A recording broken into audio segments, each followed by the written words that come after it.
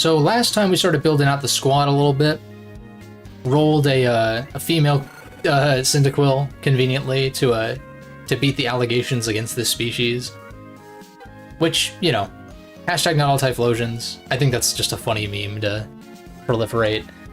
But anyhow, we've got Flashfire neutral-natured Quilava, nicknamed after the Hawaiian goddess of volcanoes, which I thought was nice. Usually I go, you know, Vesuvius or Krakatoa or something for the males, and I think Pele is the perfect nickname for the female Cyndaquil line.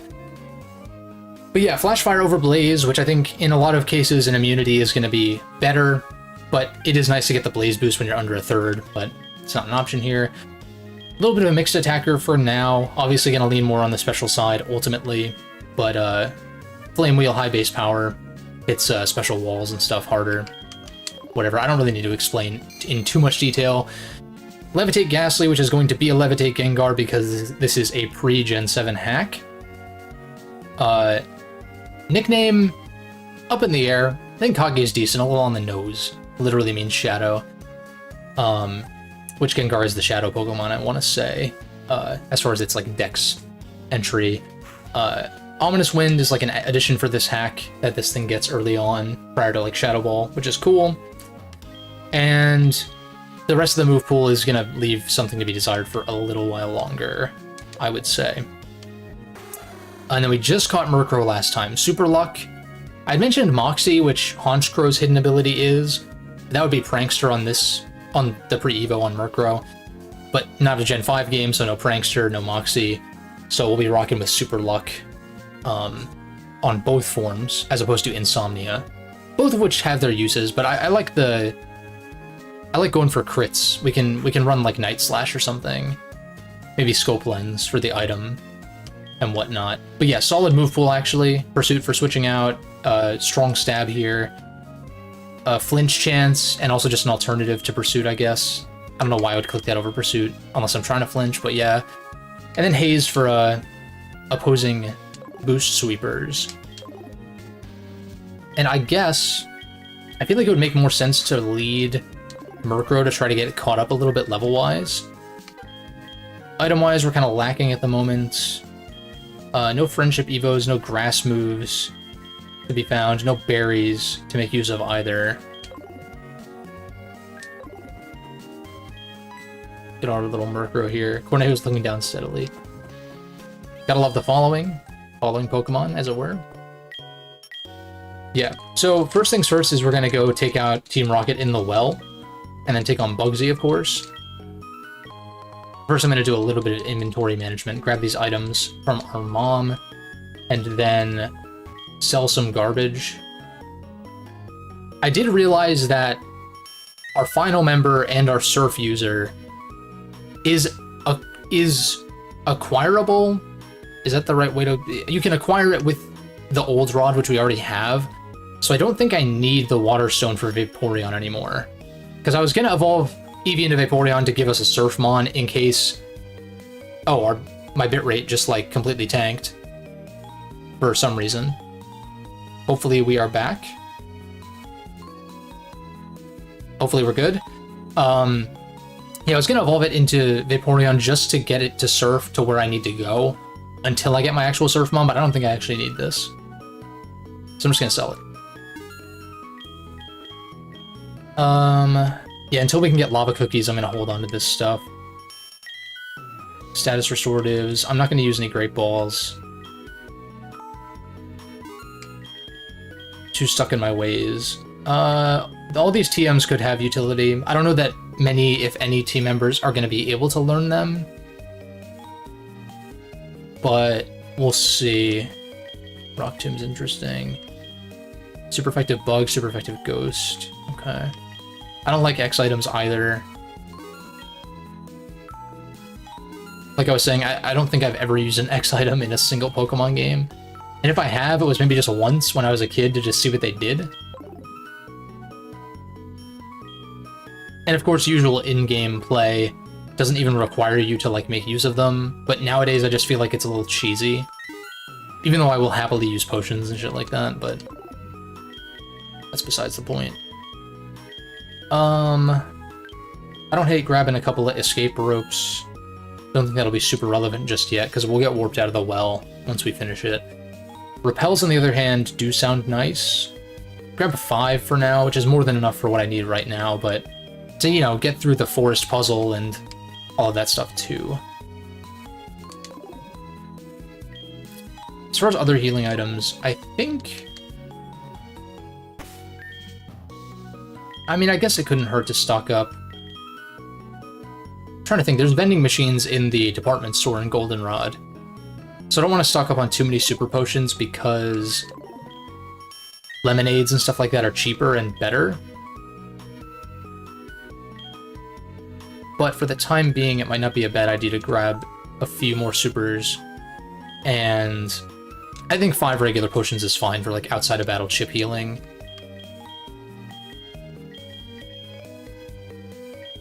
Maybe like 1 more awakening, and then if I use one, I can buy another one.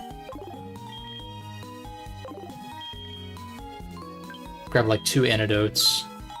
We'll get access to lava cookies, I think, shortly, so I don't want to... Again, it's one of those things, I don't want to stock up too much on this. I mean, I've got a fire immune guy and a special attacker, so I don't think that's a problem. And who buys ice heals? Who actually buys ice heals? Maybe you have 1, just in case. But yeah. That's right, we have to talk to, Kurt.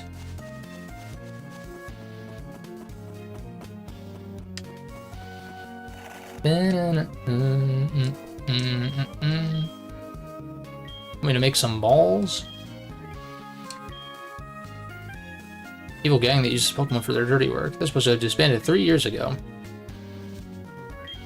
Cutting off Slowpoke tails for sale.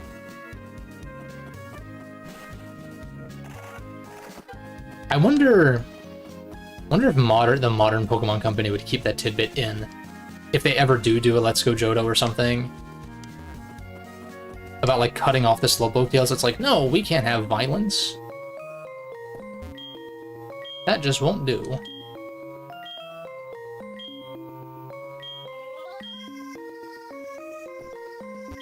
You say you landed on your back, but you're standing upright. I don't know, for some reason, I feel like the original Game Boy sprites made it look like he was laying down a little bit more. Maybe? I don't fucking know. It doesn't matter. Irrelevant. Although that's probably a point where someone's like, oh, Kurt is a soulless character now because it doesn't look like he's laying down. It's like, shut the fuck up. It's crazy to me, like, as much praise as this remake gets, I have seen, particularly in, like, the YouTube video comments, which, like, that's always a mixed bag, right? Of the soundtrack, a lot of people lamenting from, like, over a decade ago about this game's soundtrack compared to the original, and I'm like, okay. Okay, dude. As someone who has nostalgia for the original Gen 2, I think it's wild to, like, you can hold that opinion, I guess, but I'm just like, for my money, this OST is just, like, so much better. There's so much more variety in instrumentation. Like, just whatever. People have their preferences. Little wing attack. Holy crap. Corneo taking... Corneo, like, taking names right now, straight up.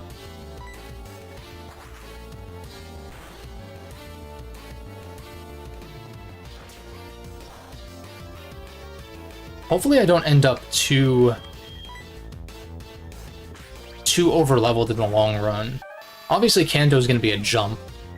And there's gonna be, like, some other jumps, potentially.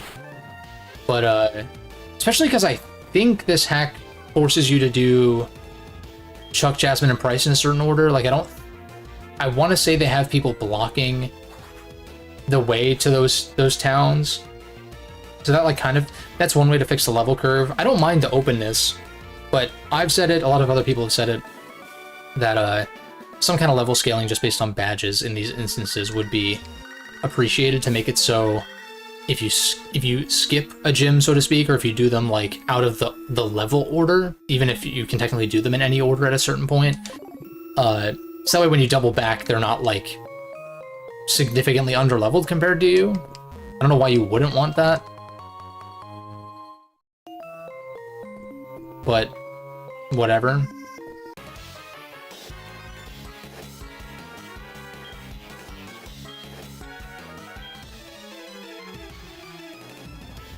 Yeah, that is one of those things where, like, it wouldn't be so bad if, like,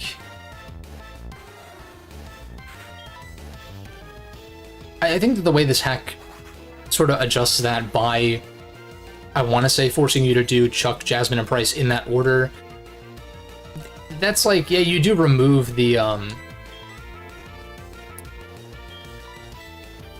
you do remove the option of non-linearity, but it also makes it does fix the level curve. It does. It's not a perfect solution, but it is a solution.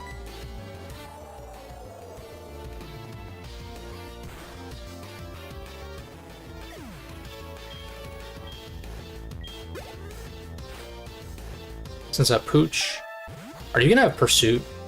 Should I be scared of that?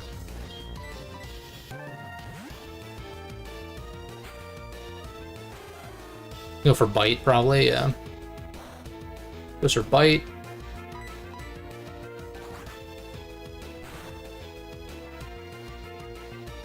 Wing attack. Oh wow, it has Crunch this early? That's kind of crazy.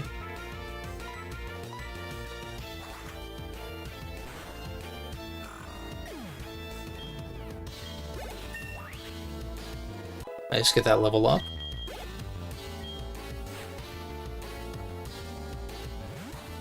Goes into Dude. Yeah, I guess, our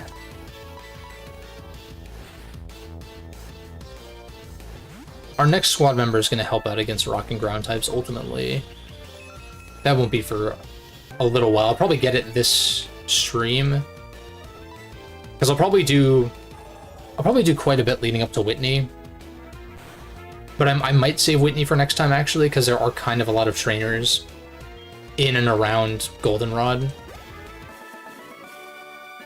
Also, I actually do remember the first Lyra fight, which was added in this hack, that takes place in Goldenrod being a difficulty spike. Or, like, maybe it's because it caught me off guard, though, like, not knowing it was going to happen. But, yeah. And I say that like I didn't white out twice last time. Once to Faulkner, and actually once to the rival when he crit me. But yeah. I guess it's to be expected that regular trainers aren't gonna be like that tough.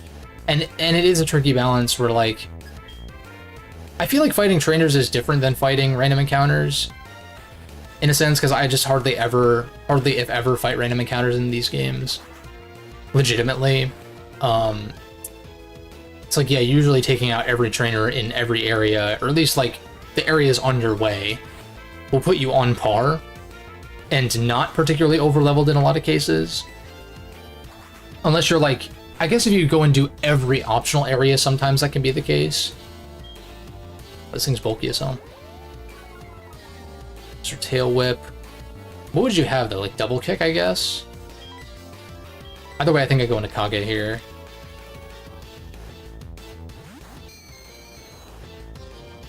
Also, I might... goes for Scratch. I might keep this as a Ghastly until level 29. I'm still a little torn. Because, I guess the thing is, Murkrow can learn Shadow Ball. I think that's the only other team member besides Gengar that would want that TM. But even then, because Ghost and Dark coverage are so similar, you'd rather run just a Dark move.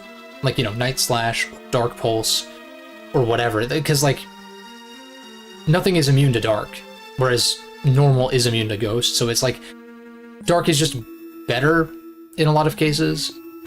Except against, I guess, fighting types, but we have flying coverage for that.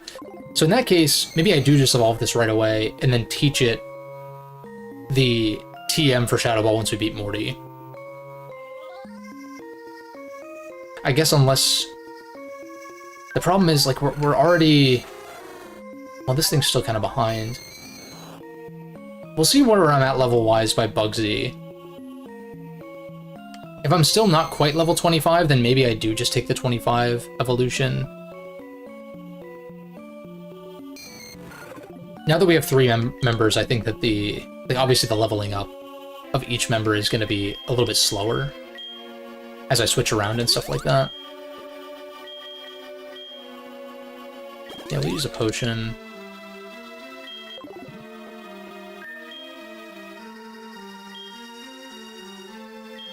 I think lead Corneo is fine. Often labeled as the scariest and cruelest guy in Team Rocket, despite having the weakest team. At least to this point. Or like, you know, until his rematch. Strongly urge you not to interfere with our business. Cool.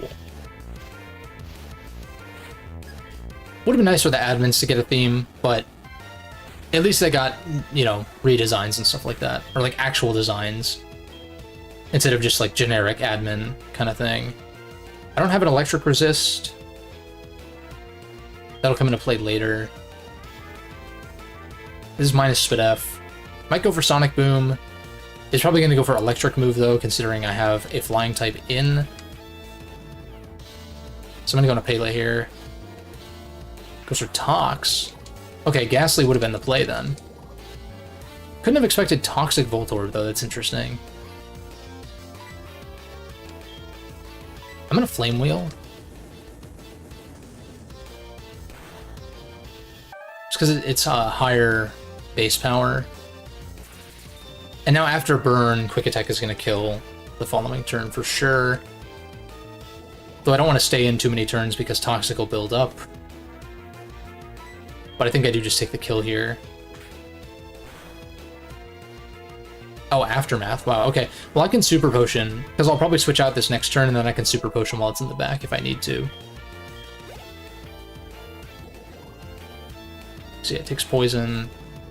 Goes into Coughing. Definitely want to switch out.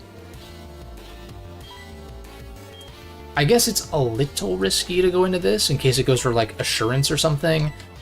But Coughing and Wheezing, infamously physically bulky, but not as specially bulky.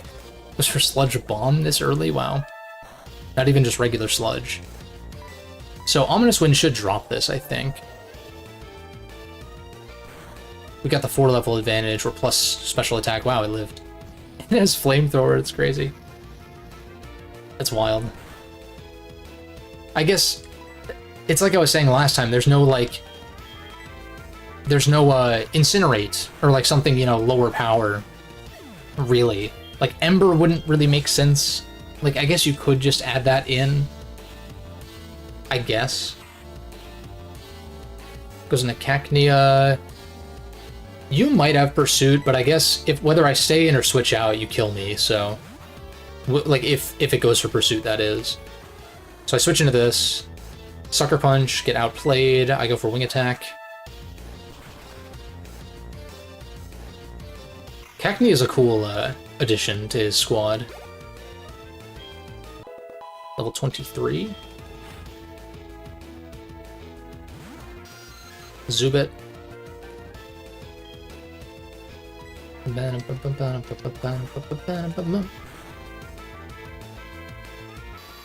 Nice.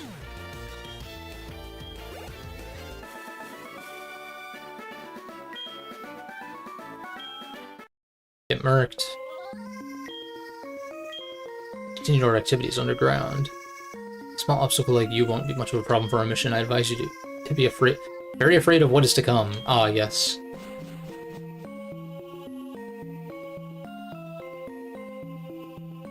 Of course.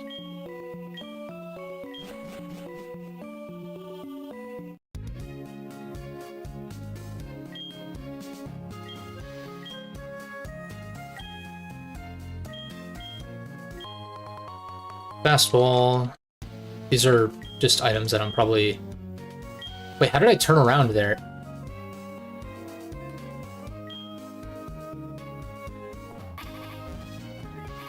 I'm surprised it let me turn around there. That was interesting.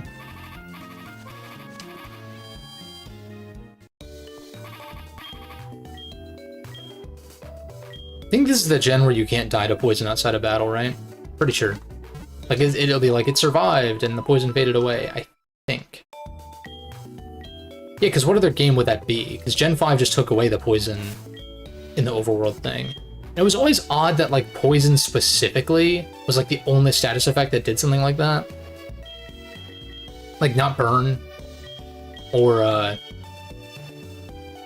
guess that would be the only one that does chip damage otherwise. But yeah, it is odd that burn did not do that. I do remember, I probably told this story a million times. When I first played Gen 2, where do you get the charcoal again? When I first played Gen 2, oh, maybe you help with the Murkrow and then you come back or something. When I first played Gen 2, the poison effect made me think that my game was broken. And so that was fun. Way back when. Because it starts glitching out and I'm just like, oh no, did I mess up this cartridge somehow? Is it broken? Before we fight Silver, I think taking on the gym makes more sense. Just in case. And I do want to fight the trainers. So just to remind myself, yeah, it's this one and the left is the actual one to progress. That is kind of an issue with this type of gym design. Sure, it's intended to let you ignore trainers, but if you are trying to fight all of them, you kind of have to go a little bit more out of your way for that.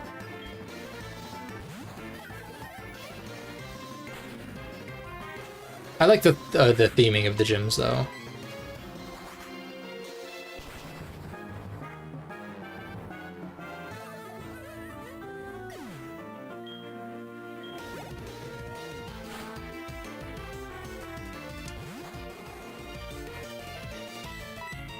Spam wing attack.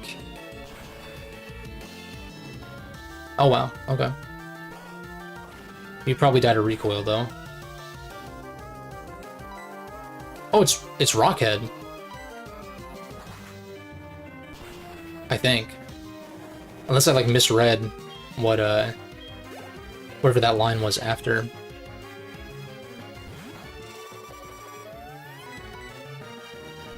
Those are bide. There's definitely 2 KOs, so. Oh, we just crit. That's super luck coming into play, alright. It would be cool if it let you know when it's a super luck crit or if it would have been a regular crit. I guess ultimately it doesn't matter too much. I feel like Nightshade might be better than Astonish low-key. Because it'll deal 21. I doubt Astonish is dealing 21 damage to most things at this point. There is the flinch chance, obviously, but Pursuit is just kind of, like, better.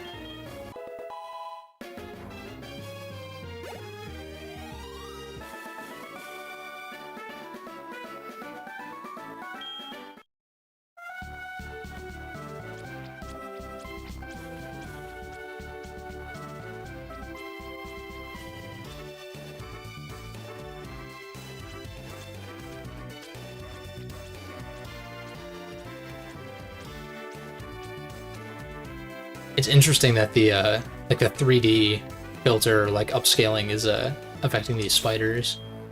Hadn't considered that.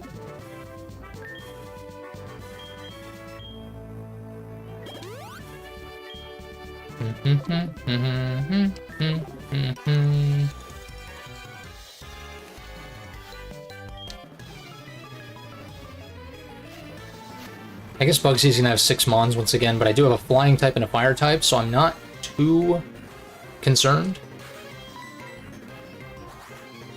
Though I'm sure, as with most Dre hacks, it's like they're gonna have something to play around one or both of those types to some degree, like an Occa Berry or a Koba Berry or something, at the very least. Are you bug fighting in this? I don't remember if they changed that.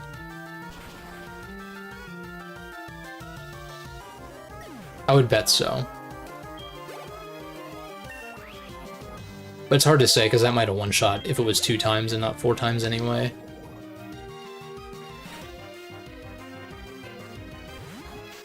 Ninkata. Wait, wing attack.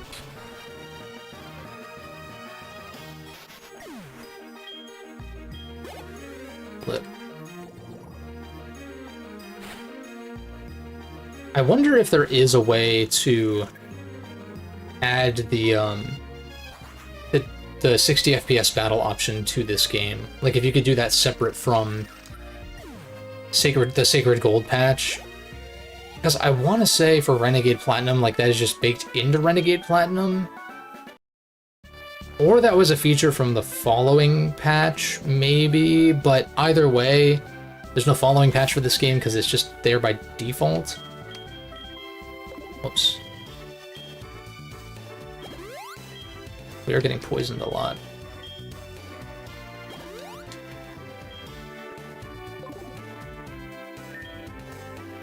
Let's see here. Alright, so these guys are 23 still.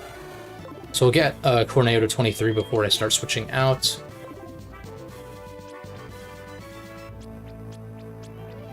Okay, yeah, this works out okay.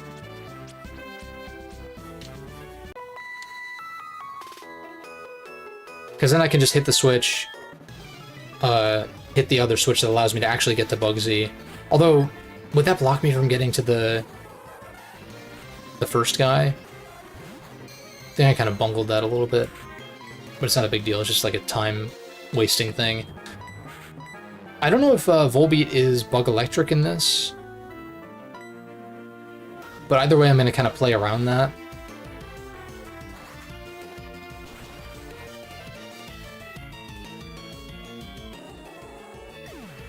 I have to keep tabs on how many crits Corneo gets with that super luck. I want to say that's 2 so far.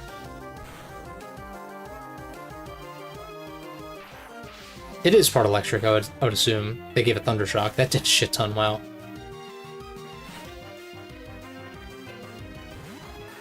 Dustox could be a problem. I want to say Wing Attack will kill Volbeat, at least I hope so. We switch in Pele here.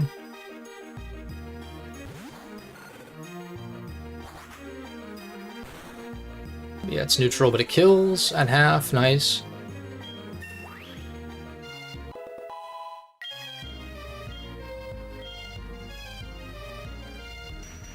Goes for Confusion, which is not super effective on Quilava, but would have been on Ghastly, obviously. Dustox is kind of bulky. I'm like, which one am I worried about more? Probably Dustox. So I think I just... Okay, you're an ass.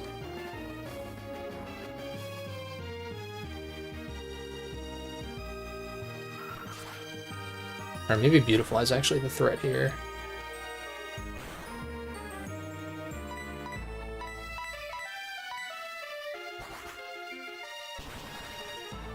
Maybe I should have healed up. Oh, maybe it'll be fine. Maybe Quilava will one-shot with a Flame Wheel.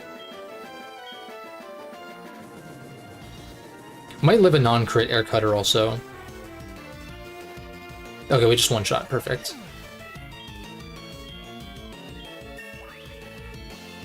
Nice. Defense Curl. I don't know that I like that better than Smokescreen. Obviously, this is more reliable. In that, you know, Smokescreen is just increasing the odds that they miss, but it's never a guarantee, whereas this is like, assuming they don't crit, I guess, this guarantees you take less damage from physical attacks. I don't know.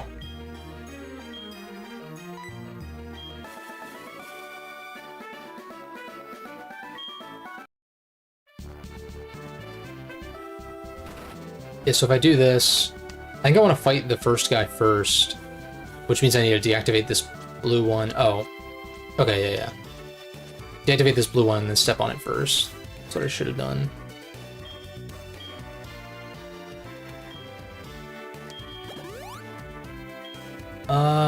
I guess I could just leave and come back. But if that's the case, I want to fight this first, this individual trainer first. In which case, I can just buy more potions if I'm gonna leave and come back before Bugsy. Because I'll be back here anyway. I just step on the spider and then I'm out already. Lead this, because you're furthest behind. Deactivate that. Do this.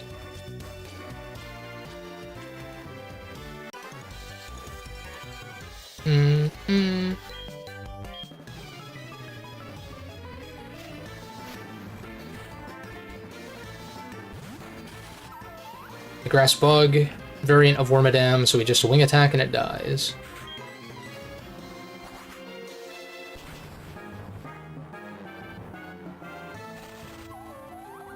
In which case, maybe I don't even go back and heal, because everyone's already at full. I was just thinking in case something got damaged here. Now, as far as who I want to lead against Bugsy, I feel like I save... I'm a little scared of, like, Scyther setting up or something. Like, if I kill the first mon and then it comes in and then I have to, like, switch out for some reason. Do I still have Curse? No. I do have Confuse Ray. I'm wondering if leading Kage and just trying to kill as much as possible with that and saving my actual good matchups for after might be better, because he might set up... Then again, if he sets up like T-Spike or something, then... Oh no, but Ghast is a Levitator, so he wouldn't even absorb those. Never mind. In that case, I think, yeah, leading Kage might be the better option. I try to kill as much as possible with this.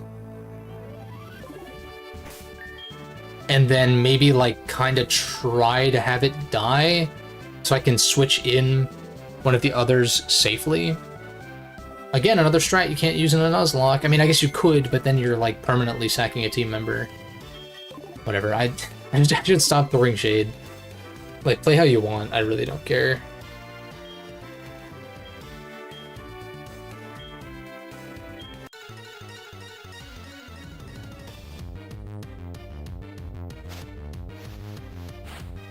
Alright, let's see what you lead with. Uh-oh. That's bad. Please go for Confusion, please. What's up, Space Cowboy? Please go for Confusion! Yes! Okay, you might be part Psychic, but Wing Attack's stronger anyway. Just Wing Attack.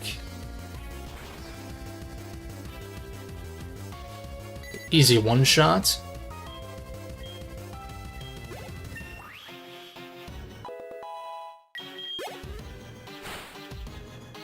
Goes into Yanma. What? This might be Tinted Lens. But then again, I don't resist Bug. So that wouldn't change. It would still be neutral. Has Wing Attack again. We just Wing Attack forever until it doesn't kill something. Which I doubt he has, like, a Scizor or Fortress. Has a Beedrill. I do remember this thing being a problem, but, Wing Attack. Maybe a Poison Points. That's always possible. Goes into Scyther. It just is what it is at this point. Like, I'm like, it feels shitty to, just spam Wing Attack to win, basically. Obviously that doesn't kill, but it's gonna put him in range of, like, Flame Wheel. Or Sucker Punch, or, like, something to that effect. I think I want to Haze in case he Swords Dances randomly. Like, I don't mind if this dies at this point. It got 3 kills.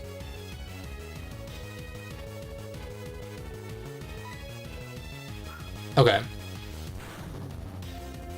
Yeah, see, that's fine. It put in the work that it needed to. Now, I think I just go into this and click Fire Move.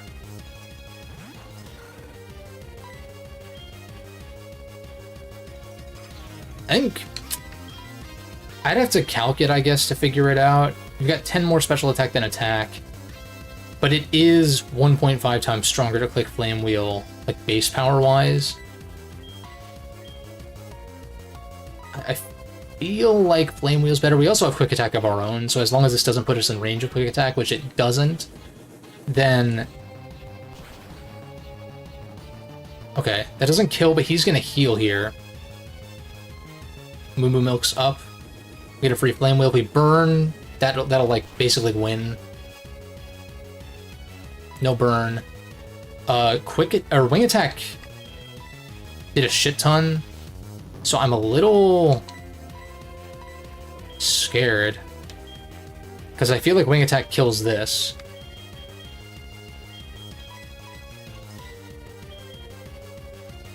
And I really think I want Quilava. I have Sucker Punch on this. What I want to see what he goes for, I guess. Goes for Wing Attack. If this one-shots, then it's gonna be what it's gonna be. Yeah, okay. I should have figured. I think I'm fucked.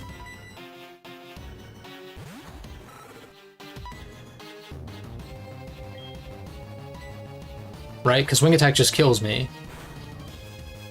Yeah, okay. I underestimated the Scyther. And he didn't even SD. I'm just gonna soft reset for the sake of simplicity. Oh no, I lost 300 Poké-Dollars. It's not gonna matter in the long run. I'd rather just save the time and just come up with a different game plan with this squad. In that case...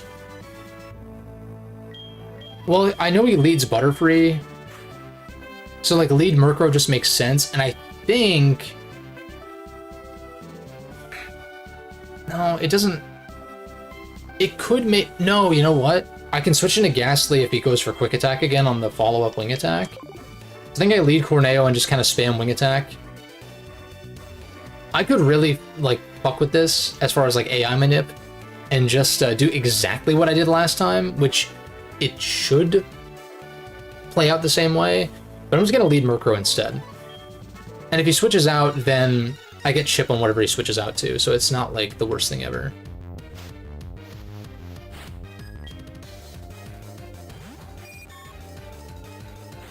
Yeah, leads Butterfree. Wing Attack, opts to stay in. Beep boop.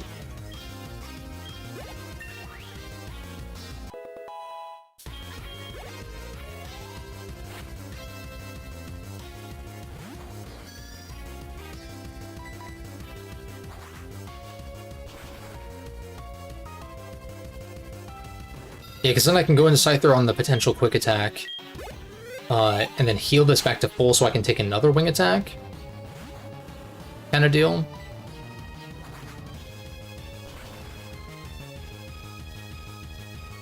Yeah, Scyther is really nasty this early. Because it actually has good stats. Assurance. So we actually got that level up in a new move. It's only 50? I thought it was 60. If it's already taken some damage this turn, the power is doubled, but this is super effective. So this does 120 versus 100. So... Yeah, I mean, better than Nightshade, though. It's higher base power than Pursuit. And Pursuit is more so utility than, obviously, damage. In the same way it goes on the Scythe. Yeah, I just Wing Attack. Also, we're faster, which I forgot about. That's why he goes for Quick Attack, obviously. Also, Wing Attack would kill from this range. He goes for a U-turn this time. Okay. That's gonna do a lot.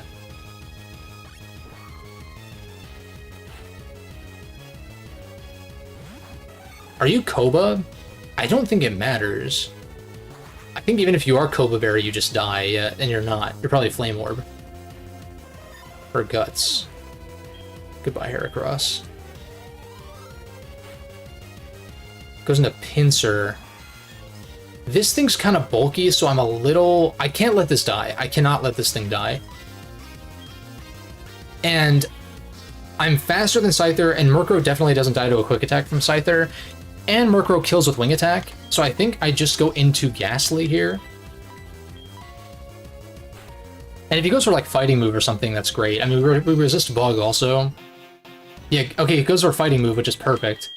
I don't know if this thing, they made this bug fighting or bug dark or something. I think I just confused Ray though. Increase my chances of cheesing a little bit.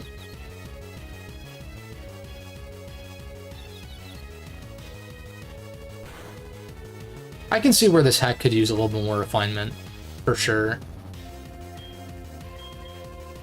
As far as like Aurora Crystal's concerned, I hope they don't make too many changes, or if they make a version where Mega Evolution's optional, or, you know, whatever else.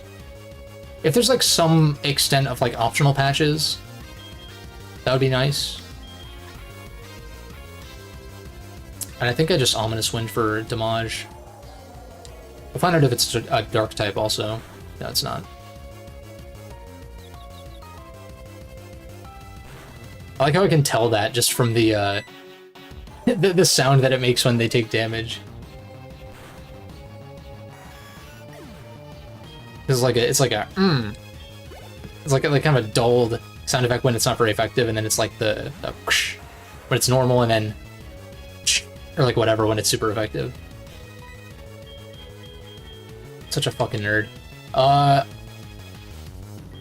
Do I try to lick Para? Or do I just Sucker Punch? Or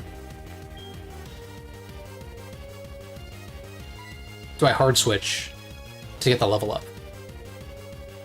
We go with a greed play. Because I don't think I actually want to chip this. I think I just want Murkrow to come in and murk him. So I'm just gonna smoke screen in case I randomly live on like a really low roll or something. Because otherwise Bugsy's gonna heal up. So I just safely go into this and click a wing attack, barring a quick attack crit. And even then, I don't know if that would be enough. Yeah, that kills. Sick.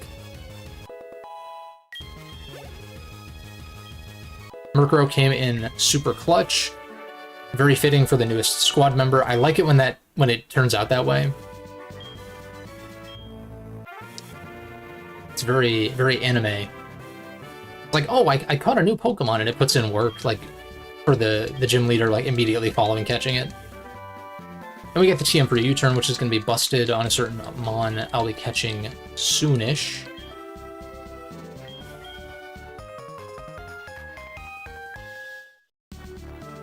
Shabba dooba dee beep beep beep boop bop. Oh, this is not correct. I should have figured the blue switch is here for a reason.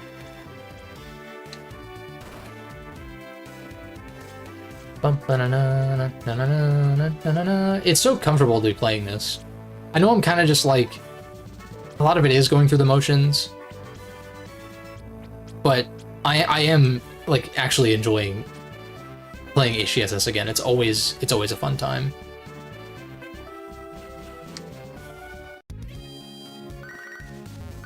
As with, you know, most of the DS Pokemon games, obviously.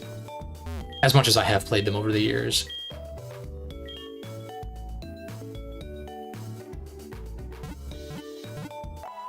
I kind of wish I hadn't done this, but I think I had reset my 3DS. Because I was like torn on if I wanted to sell it or not, since I generally emulate these days. Or if I was gonna like homebrew it or something.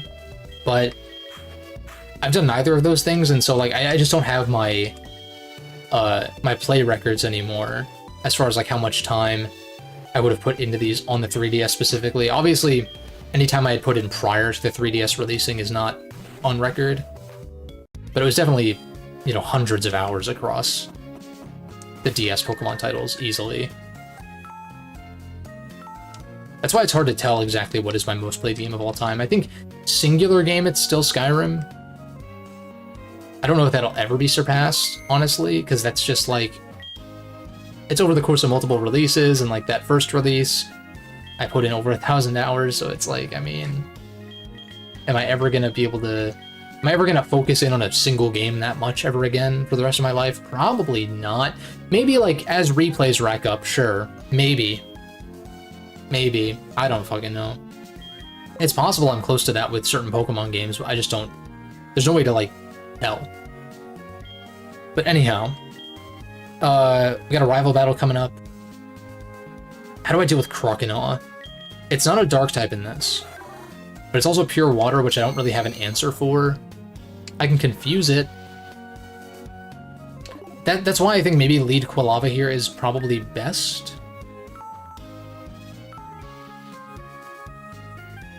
Because I can try to kill... He usually leads like Ghastly, right? Or Zubat. So I try to kill that, and then if he goes hard Croconaw, maybe I smoke screen or something. Kinda wish I had Will-O-Wisp. Will-O-Wisp would be kinda nasty.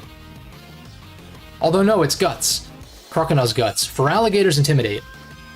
So I can get away with burning that later. But Croc I actually don't want to burn. Well, I guess the chip damage is nice, especially because burn does so much in this gen. Silver is so weird, because he's like, on the one hand, he's like, Team Rocket's so weak, they're pathetic. But then he like doesn't even believe that you beat them, and then when he finds out, he like doesn't believe it, but then he's like, impressed? I don't know.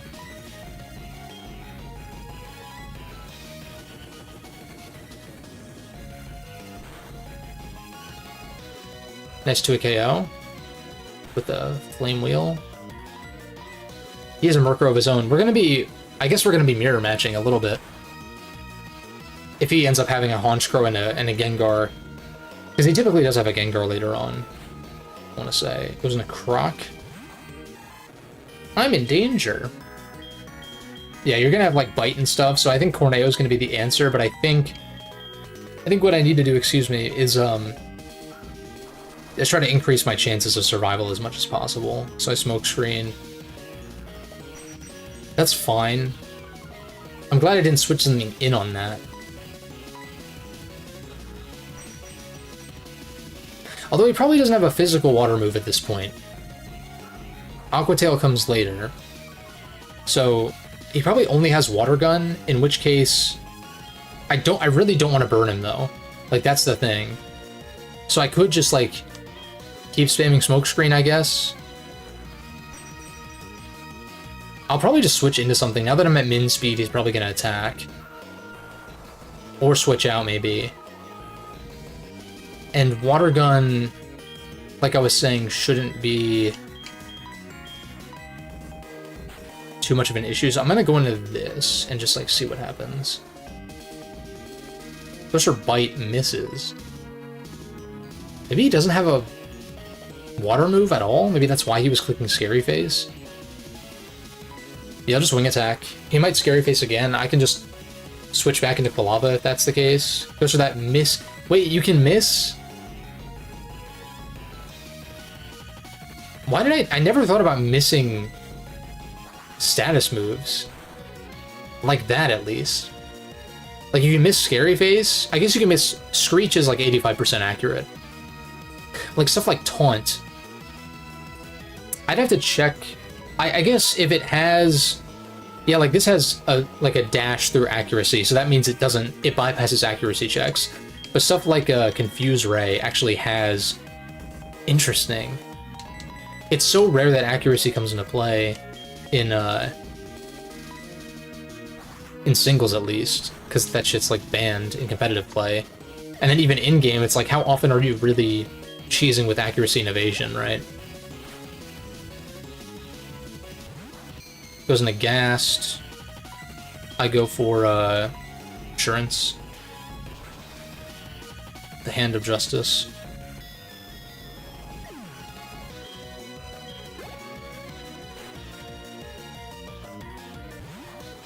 Kadabro. We just Assure. just like smack to the crotch.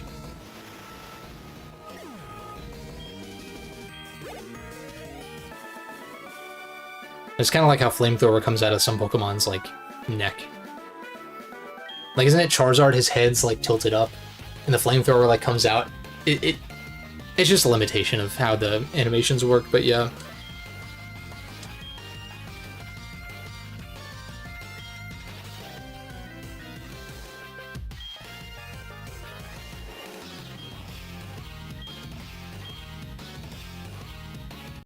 Damn, I think I cut myself on that edge. Might need to... I don't know. I'm not gonna continue. I'm not gonna continue with this, what's it called? Metaphor, whatever.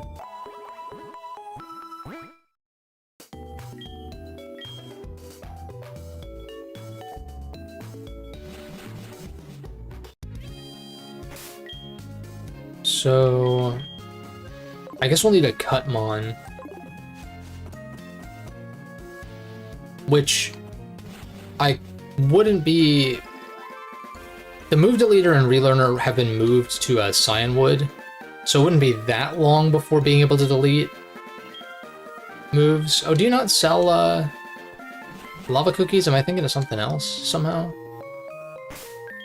Maybe I have to help with this first. Do this little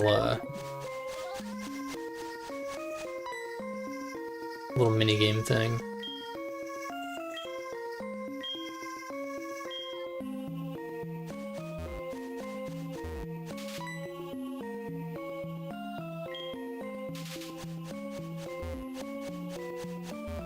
How far? Just got the second badge. So still pretty early.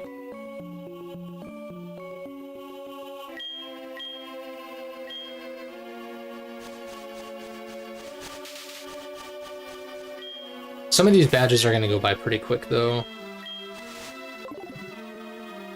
Especially post Whitney.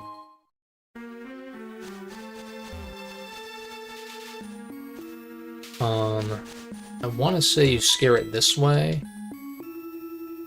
Yeah.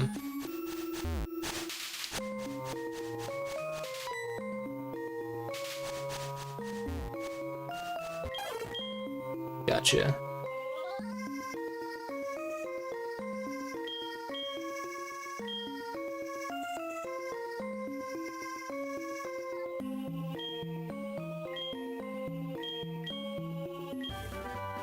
Oh, and that's why we get the charcoal after the fact, is because they can't even...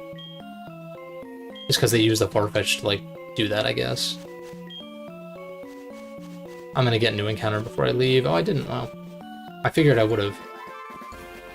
You sell lava cookies yet? Did I make that up? Like, why do I seem to remember that for some reason?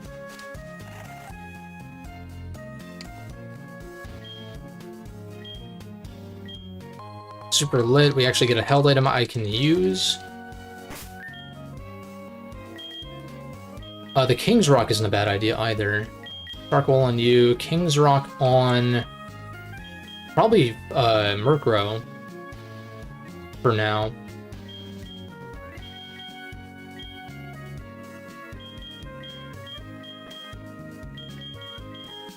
Any TMs worth using? Beef is base 40.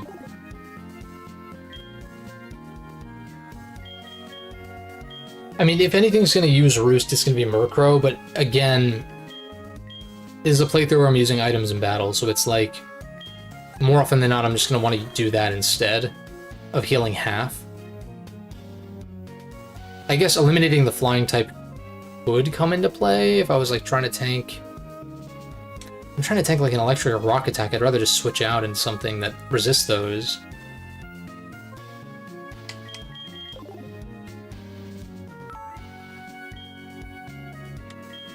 And then U-turn I want to save, even though... Oh, you don't even get it. Oh. I don't think anything gets Rock Tomb. No.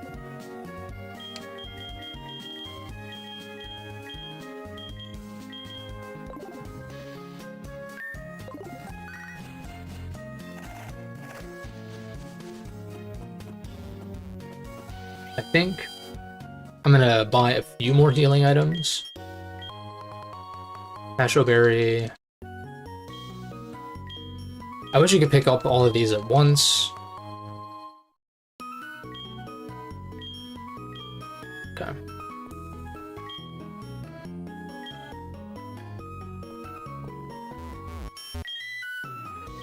What can I buy now?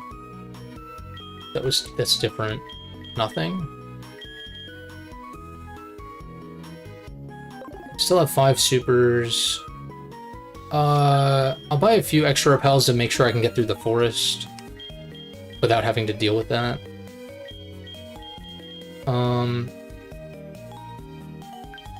Buy a few antidotes, I guess.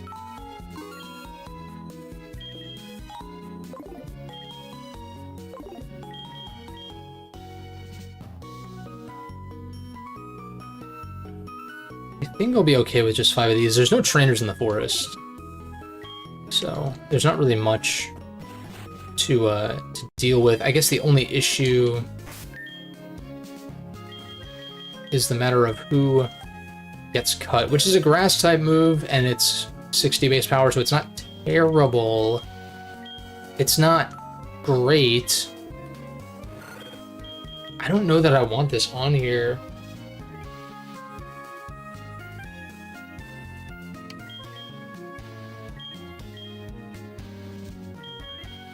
Like, it's something to hit water types with, and like rock types, I guess.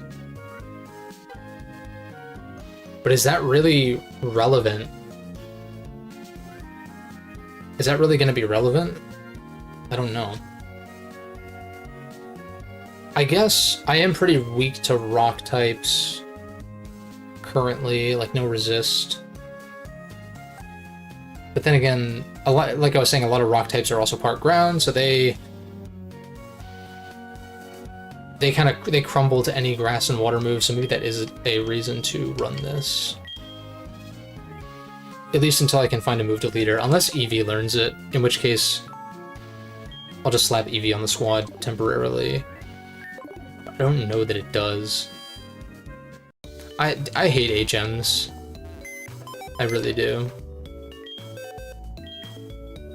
Oops. I definitely tolerate them for the sake of these games, but it's definitely not great. Worst case, I go and catch something that can learn cut, but I don't even know what that would be. Well, I guess in the forest there's probably something. Yeah, Eevee can't learn it.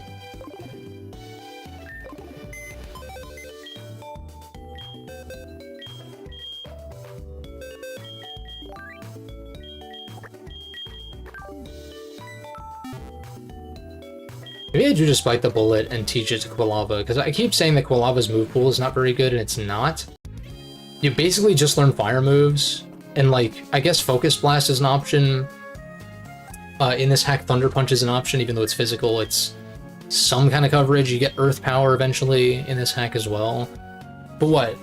Run like, I guess eventually it'd be like Eruption, and then like a fire move that isn't dependent on HP, like Fire Blast or Flamethrower.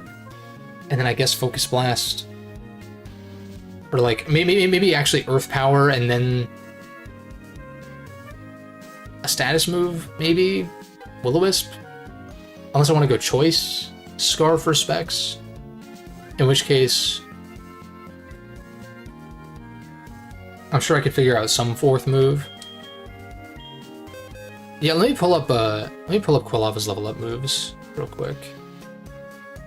I just don't think that it gets anything for a while. It's unfortunate. Gets Swift at 31, Lava Plume at 35. But Lava Plume is just going to replace Ember. Swift can replace probably Quick Attack at that point, honestly. Well, I guess the priority is nice for Chip, even if it's not utilizing my higher attacking stat. But yeah, literally the next moves I get are Swift, which is not great, and Lava Plume, which is good, but that just gets slotted on, and then at that point I don't even need Ember and Flame Wheel. I would just have Lava Plume as my singular Fire Stab until Flamethrower. Which I could also just get from the Game Corner if I really want to. Typhlosion gets Flamethrower, wait, at the same level as Quilava as well, which is interesting. It also does get Rollout, way later than Defense Curl though, and like way too late for it to be viable. It's also a physical attack. Yeah. On fort. I'll teach it Cup then. I'll get. In that case, I'm not gonna hit 35 by Whitney, so I think I still do want like a mixture of something to hit specially and something to hit physically. Probably just get rid of Smokescreen, I guess, or I get rid of Ember. I wonder. I just want to look at a calc real quick, just because I'm curious. The difference in damage between Ember and Flame Wheel, considering their base power. It doesn't really matter what I match up against. We'll just do Quilava blank set level. We'll just make this level 24, and we'll put it up against a level 24, I guess. Abomasnow, I guess that's fine. We'll still see the difference in damage. It really doesn't matter. Ember. Flame Wheel.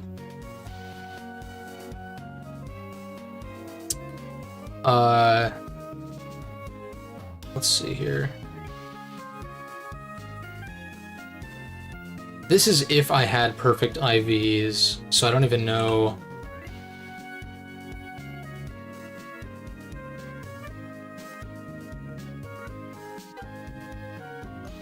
This thing's attack IV is really low, I guess, which is good. I mean, it's fine.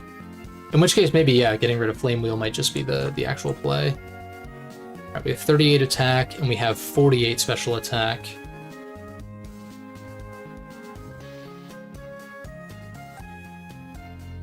Oh, right, it's like every... I forget how fucking IVs work. No one... I was gonna say no one knows, but yeah, no, people do know. It's one of those things that, like, you just max, you just max it out. So Ember, in this particular case, does like 40 to 52%, whereas Flame Wheel does 28 to 36, so it's definitely weaker. Even though there is that base power difference. It would be more so a matter of if I clicked it against something that was more specially defensive versus physically defensive. Miltank is more physically defensive, but it's also probably going to have thick fat, so it doesn't matter. If anything, I would just be going for burn, which I think Flame Wheel and Ember have the same burn chance.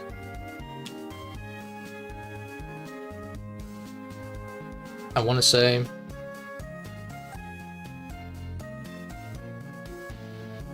%, maybe Flame Wheel is actually 20%. No, it's 10.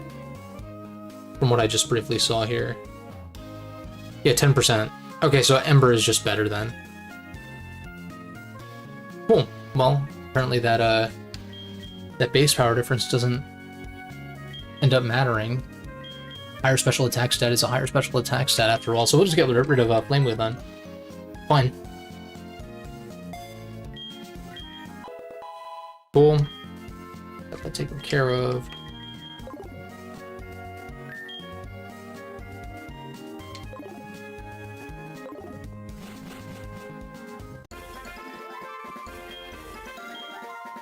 Yeah, no lava cookies. Oh well.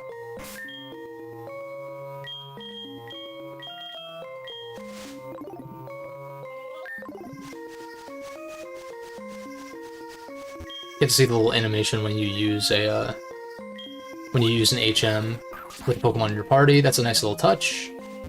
Celebi event. The GS ball or whatever. There are some hidden items. What the hell is... I don't remember that guy being there, but yeah. Woodland Ore, that's like for Leafeon, I think. Also, I did figure out... I forgot, but I did look into where to get certain evolution items. Also, this scene is a little questionable. Like, why?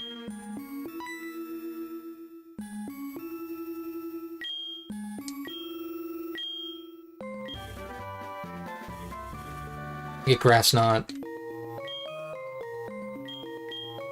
Alright, back to your weird kinks, Gardenia.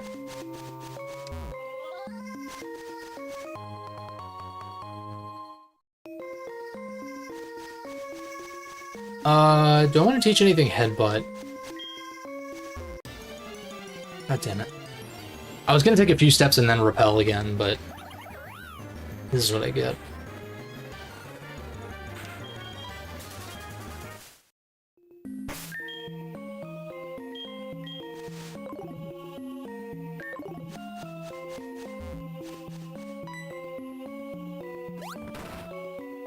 I like how the implication is this guy's just headbutting trees.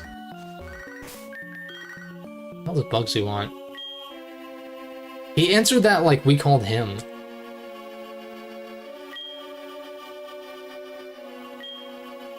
I'll start to like bug Pokemon less and less. It's because bug Pokemon at this point were just like not very good. Gen 5 added some actually good bug types. Well, okay, I guess like Scizor and Heracross already existed, but that was like mostly the extent of it.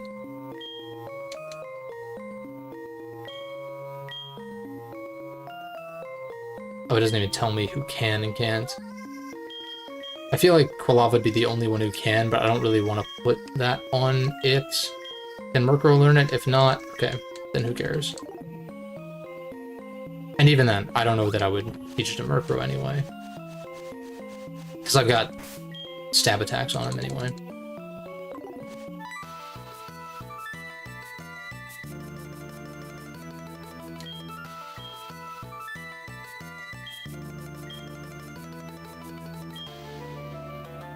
Aren't you lost in this forest as well? How do you know how to get out of here? Because it's the only other direction I haven't gone.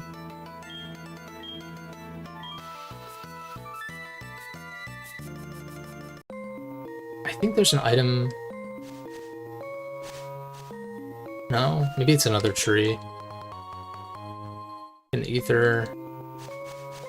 I feel like there's an item... There's for sure, I think, one more somewhere, but I don't remember where.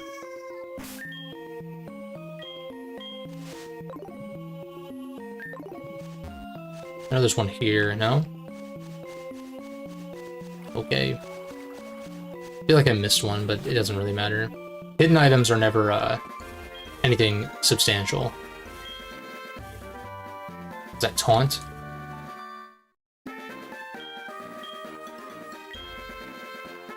Taunt's good. Either Ghastly or Murkrow could learn that. And I wouldn't actually mind running it. No Prankster, obviously, but... Would I prefer Haze or Taunt? Probably Taunt. Because it can not only... Like, Haze, I think, only eliminates stat buffs. Like, there's not, like, a secondary use for it. Whereas, like, Taunt does have a singular use, stopping status moves, but status moves can range in a lot of different ways. I don't know who I'd want to teach it to more, though. Probably Murkrow. Because Gengar's probably going to run... I don't know if it gets Nasty Plot in this hack. Or if it got... I don't think it had Nasty Plot at this point. I always forget, because, like, random shit... like, didn't have certain moves. In certain gens, like, you know, Sand Slash doesn't learn Earthquake by level up until forever. Yeah, Gengar doesn't get Nasty Plot this gen. Just from a quick search on Cerebi. Damn, this was like a late... Gen 8? Or Gen 9? Yeah, I think it was... Yeah, Gen 8, it gets it. Okay. I don't think it doesn't get Calm Mind either, because then it would have run that. Then it would actually run that in competitive, and I've never seen that. In any of the competitive videos that I've seen. Even for older gens. So what would Gengar run? Dual Stab? Coverage move like, maybe T-Bolt, or... Focus Blast or Energy Ball or just something, and then a status move, which would be... Or I could just run... I could run double coverage on Gengar, whereas with Murkrow...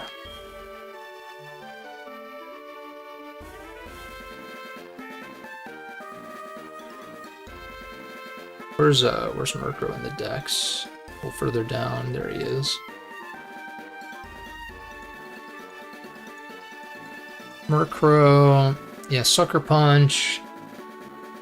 Does it get Night Slash? Honchkrow gets it at 45. We'll definitely evolve this before then. Because Murkrow gets Sucker Punch at 45. Although I should be... Oh, fuck. I should be able to, I think, level it up to 45 and then evolve it at level 45, upon which it will get Night Slash when it evolves. I think that's how it works. I guess worst case I'd move Relearner, but I guess having to wait till 45 to get Sucker Punch kind of sucks. Let me see if Dre changed this, though.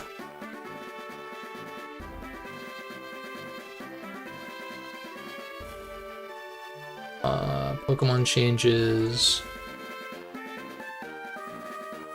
Murkrow. Level up moves Beat Up and Brave Bird.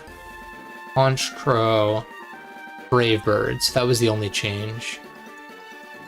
In which case, yeah, the only way to get Sucker Punch would be level 45 with Murkrow. And Honchkrow is not particularly quick. I think it's base 71. Like, loses speed on an evolution, which is unfortunate. And there's no Eviolite in this gen, so holding on to Murkrow, maybe it won't suck too bad because it is 85 attack, 91 speed. Like, that's actually pretty solid. It's just really frail, obviously. But if I have bulkier stuff to switch into, maybe it's not the worst thing ever. But either way, what is this thing's moveset going to be? Dual Stab.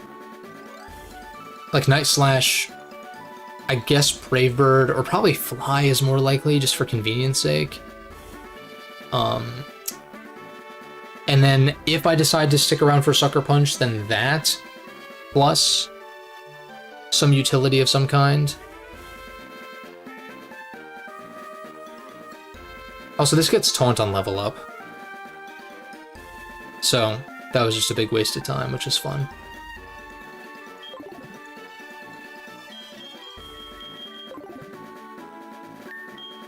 But yeah, good to have an idea of where the team is going to end up moveset-wise, though.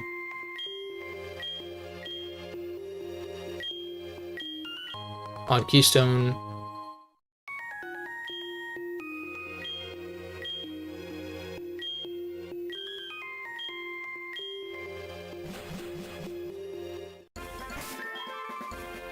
Yeah, I'm really curious to see how Aurora Crystal turns out, because I feel like, for the reasons that I've stated over the course of these last two streams, like, I feel like it... Even if there are more changes than I would like, maybe the pros outweigh the cons a bit more. And okay, yeah, the trainers are moved here. But again, it is in such a way that you can choose to single or double battle. I'm still not, like... I still feel like it's mostly an unnecessary change to do this, but... I distinctly remember seeing, I think, in the patch notes for Voltway 2 Redux, that there was a particular patch where trainers were rearranged. So I guess I'd have to replay the original Voltway 2 to see if certain trainer positions were different, but I just don't remember that being as much of a thing. And I think I single battle, just to be safe.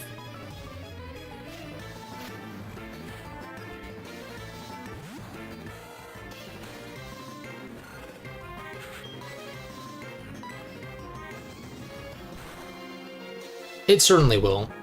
It's because it's going to be based on this hack. It'll basically be like the Redux version of this hack. I don't know for sure if they're going to do like some kind of level scaling, as opposed to, I think in this hack they just prevent you from fighting Price until 7th badge, I think. Like, I think there's people standing, like blocking the like little walkways or whatever. I didn't mean to click that.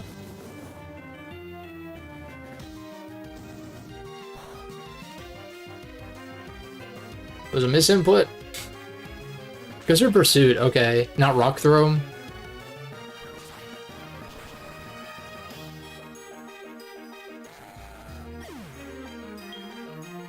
But,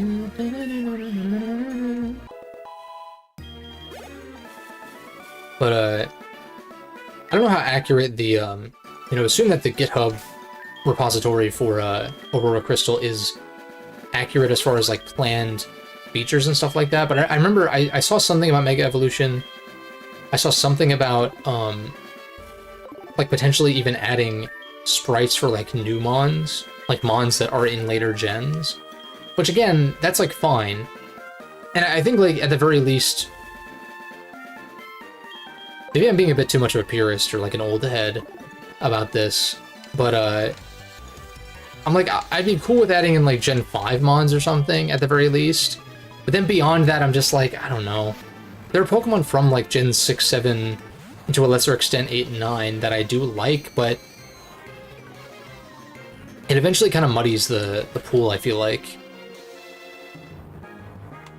And I feel like the Gen 4 pool is fine, but there are definitely, like, some limitations to a certain degree. Like, options for, like, dark types, for instance, and, like, certain types that weren't really that prevalent in the first two gens are, like, your options are kind of limited, relatively speaking. And because Gen 5 added so many mons, like, it adds a lot of variety in that way, too. Even if, yeah, this is... I thought it was a fairy type, but obviously this hack doesn't have fairy typing. So, whoops.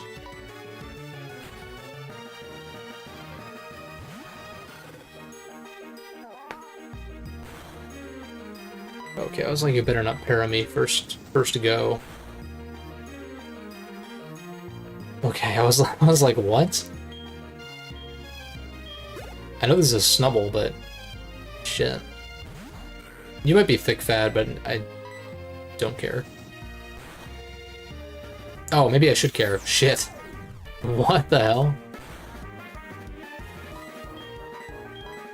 Maybe I should go into my dark type on the psychic type. That's probably smart.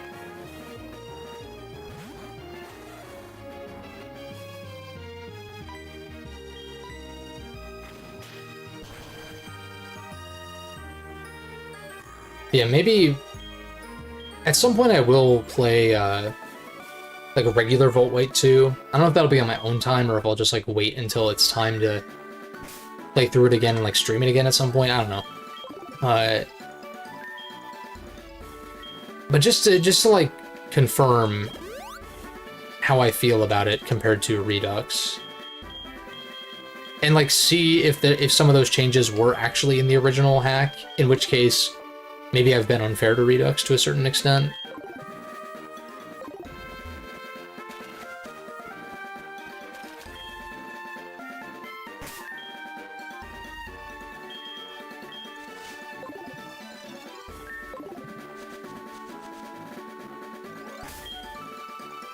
I just keep forgetting.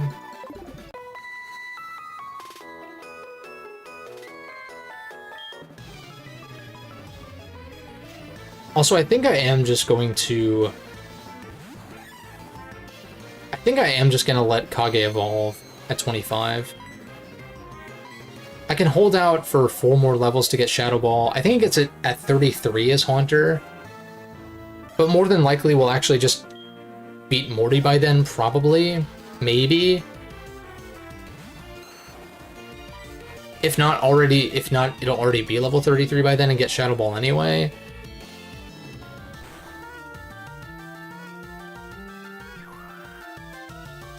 Then again, this thing, because it is a ghost type, it is going to be good against Whitney, even as a Ghastly. So actually, yeah, maybe I do just wait. Maybe I do just, like, prevent this from leveling up, evolving until 29, until it gets Shadow Ball. And then I can guarantee to have Shadow Ball for Morty.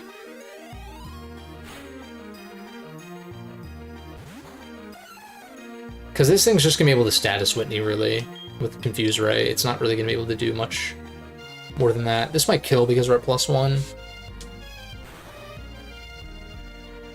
Nice. Yeah, so no, I'm gonna hold out until it learns Shadow Ball.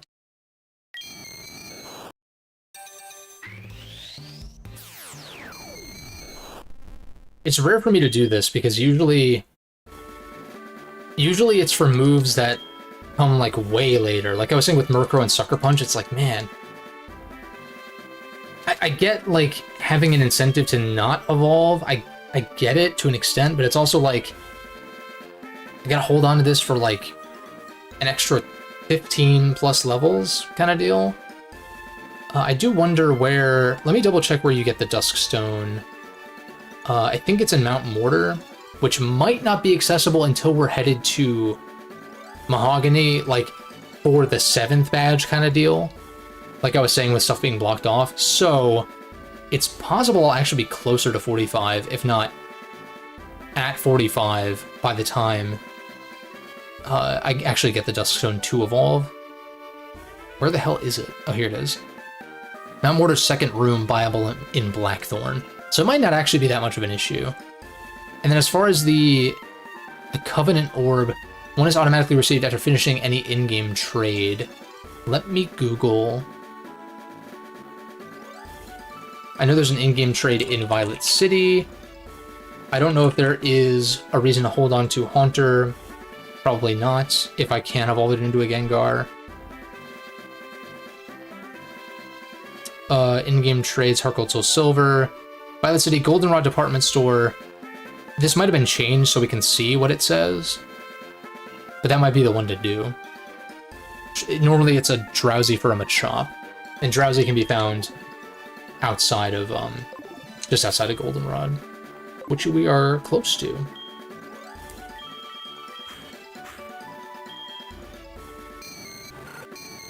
I mean, I guess I gotta get it to level 29 and learn Shadow Ball first, though, but... yeah. In which case, so I just want to continue leading. Ghastly, like, really heavily prioritize it. Even if I switch it out. And let me see...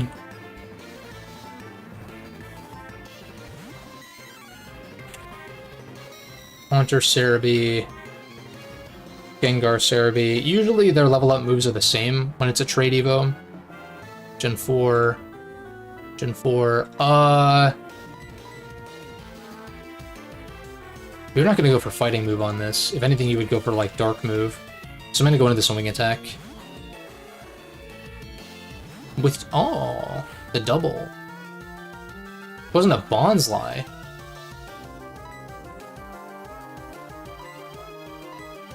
Why, though? That would have had to been decided before Murkrow came in. Maybe he doesn't have anything to touch Ghastly. I guess that must be the case, right? He's gonna go for Rock Move probably, but I kind of don't have a choice but to go into this, at least for now. This or Mimic. Okay, I get murked. I'm gonna, like, cut. Which one-shots? Want to crit. And Sturdy's not a real ability, so don't have to worry about that. If anything, I hope stuff like that is added in Aurora Crystal. Like, I'll take like fucking Gen 7 and 8 Mons or like whatever, if it means that I can use like Sheer Force Nidoking or Regenerator Slowbro and like some of these other options, right?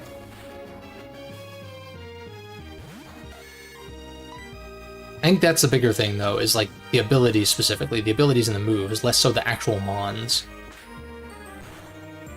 Like, if there were more moves in the game, then they could give Typhlosion access to some of them and, like, help that move pool issue. That's even present here, where it gets Earth Power and Thunder Punch. So it's like... It's just a thing. It'd be so much worse in vanilla, obviously. Also, I forgot what I was looking up. Gengar. Yeah, 33 Shadow Ball. I think it's the same exact level up moves. 39 Dream Eater, 44 Dark Pulse, 50 Destiny Bond. Yeah, it's the same. And let me just double check that Ghastly gets Shadow Ball at 29. Yeah. Everything else I could take or leave. Like, Dream Eater's not particularly great.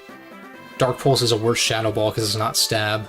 Although you can hit normal types with it, but it's like, it's so redundant. It still hits Psychics and Ghosts super effectively, just like Shadow Ball does. Yeah, I think... Yeah, I'll keep leading this. Especially because... I forgot about this. You can throw everything in the box and pull it back out to heal.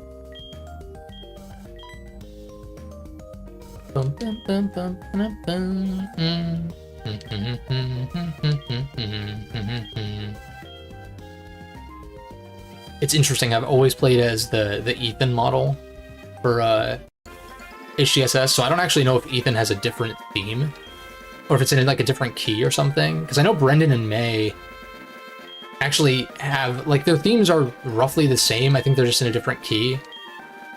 Or one's in major, one's in minor, or something like that.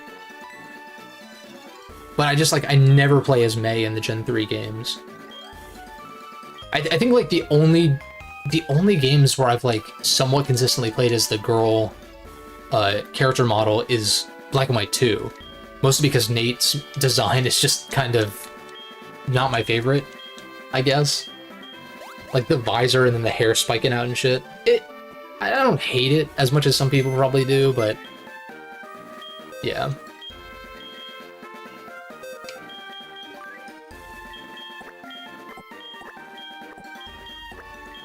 I think that's all I need to do to heal. Or maybe just opening the PC does it, but... either way, we're good to go. Guess I will need to get the 4th team member in the national park. I don't know why I said it like that.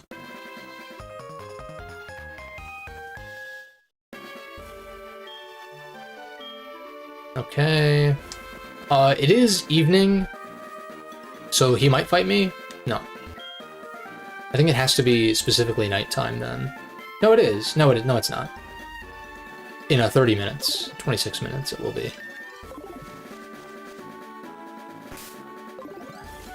Get this item. Aerial Ace. This is a better version of Wing Attack, because it bypasses accuracy checks. Although, I don't want to spoil the next team member. You probably have an idea of it based on some things that I've said before, but pretty sure this thing doesn't need that TM. I guess it wouldn't mind it, but when does an accuracy check really come into play? Rarely. Also, I don't even know if I would keep Aerial Ace on this once it evolves.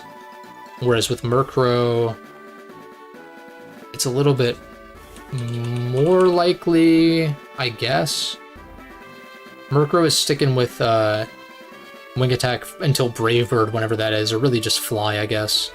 But I guess if I'm going to replace it with Fly, ultimately, then teaching it Aerial Ace seems like a waste, so I'll save it for party member number 4. We do have a revive. Try to prioritize getting Ghastly to 29 if I can. Because I could just have a Gengar by Whitney. Which, I mean, wouldn't help that much because I don't really have much to actually touch normal types, but still though.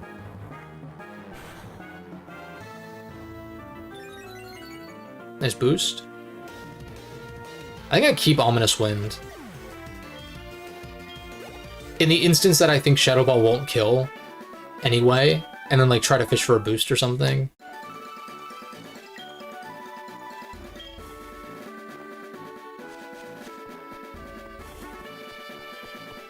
Dude sent out a single level 20 Buizel and is getting cocky. Bulk up and Calm Mind, I think, here. From these two Lovebirds. At least I'm assuming that's what's going on.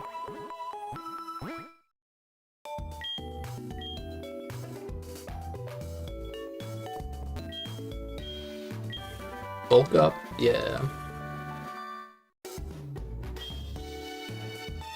If Typhlosion got Calm Mind or something, I feel like... I don't know how much that makes sense, but it's like, well, it'd be just like another option. That's the thing.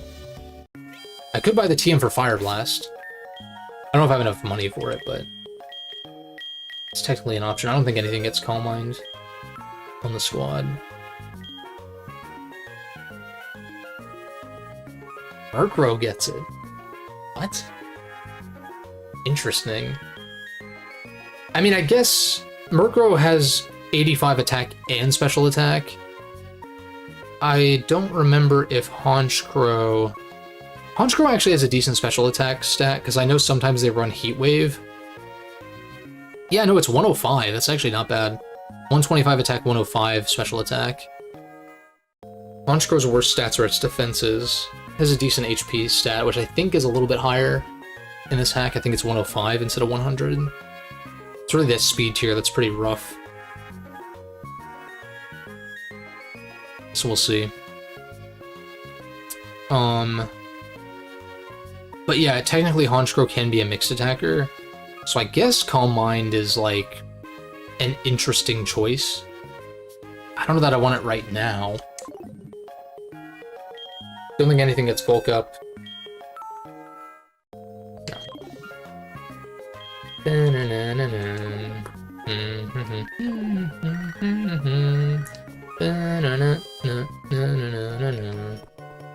Let's figure out what this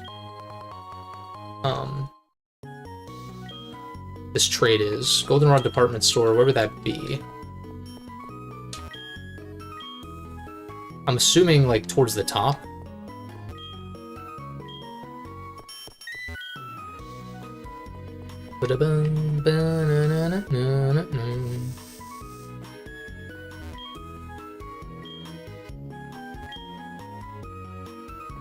Sell evolution stones. Could I buy a dusk stone? I feel like I would still probably just wait. Like, I think Murkrow is gonna murk a lot of Chuck's squad, even with 85 attack versus... Okay, you can't even buy a dusk stone anyway. It's just these ones. Which normally... I remember, like, grinding the Pokeathlon to get some of these. Like, if I was running Poliwrath or something, I think in Vanilla, the only early way, at least, to get a Water Stone is through Pokeathlon. I'm pretty sure. And it's on certain days that it's available, so it was always, like, just, like, one of those things to deal with. We can start doing Super Repels now, but I think I'm gonna... Well... buy some. Just a few. Pokeballs. Until I have everybody on the squad, I do want quite a few, and this next mon might be a little tricky. I feel like 20 is plenty, though. Especially, I might try to go for a Lick Para on it, if I can. That would help. Also, I need a specific ability from it, so it's like... I might have to catch multiple, which kind of sucks. I might just PK Hex change the ability if I don't get it, because it's a 5% encounter, which is pretty fucking annoying.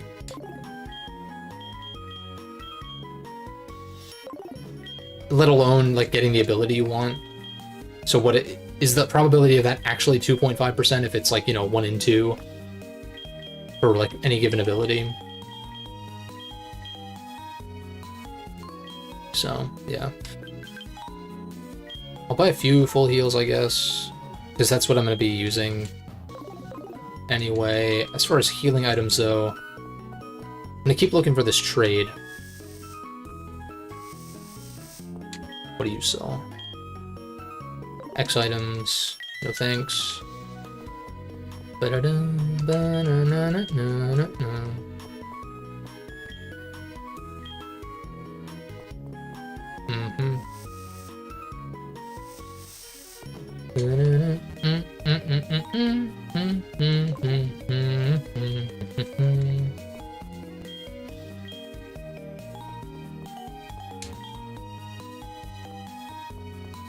Is it you?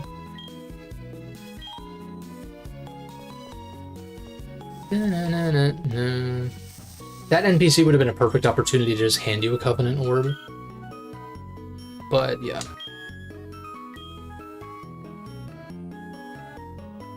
Double team, safeguard, false swipe. Ball Swipe might not actually be terrible. Guarantee that whatever we're trying to catch hits one specifically.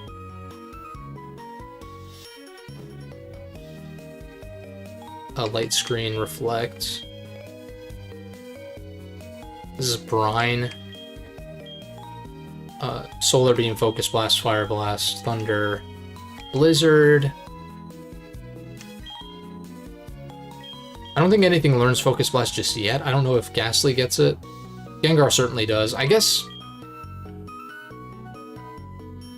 maybe I do actually just buy a Focus Blast TM. Let me see where you find it so I make sure that I'm not gonna waste buying this. Important item locations. This is TM52. No change. Okay, so I guess HGSS TM locations. Cerebi. Okay, it's only sold here. Okay. So yeah, I will buy one of those. I might even... I feel like I'd rather run Earth Power on Typhlosion to hit, like rock types or whatever, than Focus Blast. But usually I would run Focus Blast on it. Yeah, we'll grab Focus Blast for, Kage as something to hit Whitney with 70% of the time. Which I'm sure is going to pan out in my favor and not screw me. Dig. This is Grass Knot, and this is Roost. Oh, is this a way for me to buy the TMs that the gym leaders give again? Or was this always the case? No, because Bugsy didn't give Grass Knot. That's dumb. But Roost... yeah, Faulkner normally gives a Roost in this gen, I think. Noctowl for a Torkoal. What the fuck? So this was obviously changed. It wouldn't be that bad to grab a Hoot Hoot and evolve it. I'd rather not, though. So I might...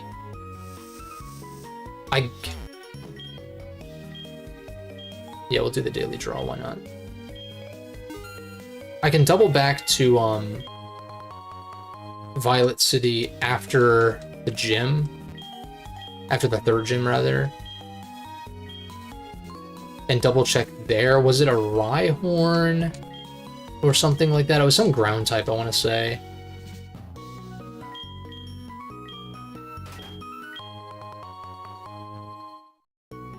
This is, oh right, you just have to scroll down.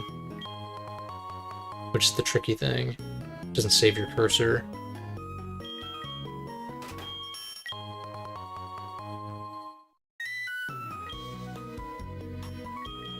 I think I just buy lemonades until I'm out of Pokédollars at this point.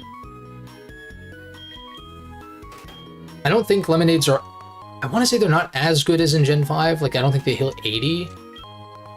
They might heal 70, though, which is, you know, better than a Super Potion, and they're cheaper. I think fresh water, I think it's 50, 60, 70 in this gen for the drinks. And I'm pretty sure Lemonade gets buffed in the next gen. Maybe it was this gen.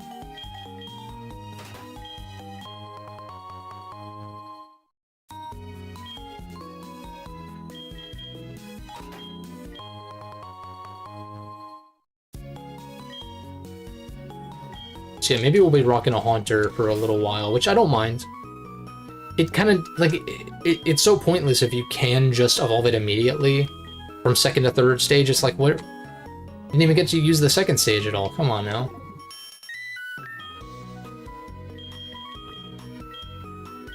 Let me just see if Ghastly can learn this. I kind of doubt it, but if it can, then I'll just teach it now.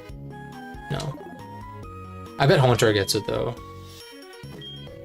Also, I bet Haunter actually gets Shockwave.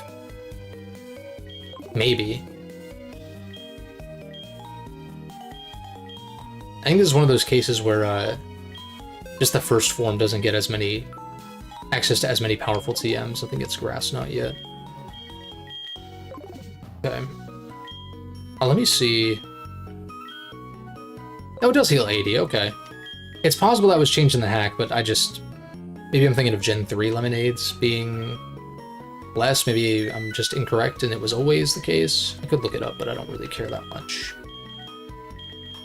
Let's rearrange this real quick. I like that it just pushes everything down instead of swapping it. Makes it a little bit less tedious to maneuver.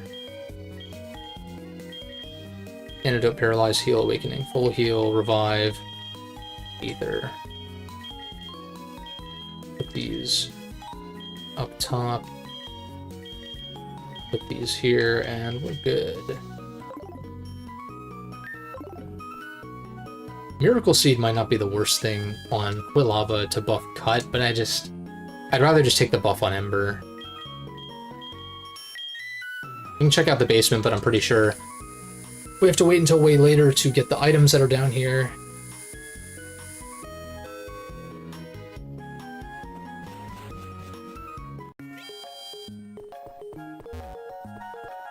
Unless... Oh, but we can get these now, okay. Oh, maybe one of them you can't or something. Unless this was changed. Oh. I feel like this is not the case in vanilla, though.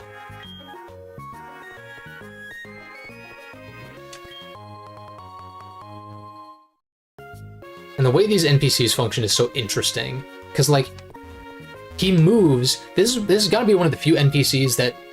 Oh, never mind. I thought he didn't move on a cycle, but I think you have to talk to him when he's actually right next to the Machoke, I want to say. Or, like, it's weird. What are you doing?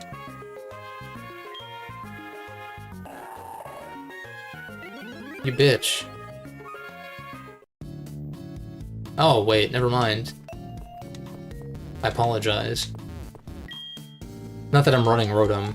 They did change Rotom to its Gen 5 typing, though, based on the form. There's a fun fact, which I wasn't aware of until fairly recently, probably within the last year or two. But in Gen 4, all Rotom forms were Electric Ghost. Which I think is, like, weird, but that is how it is. Although I missed out on an item because of him, so...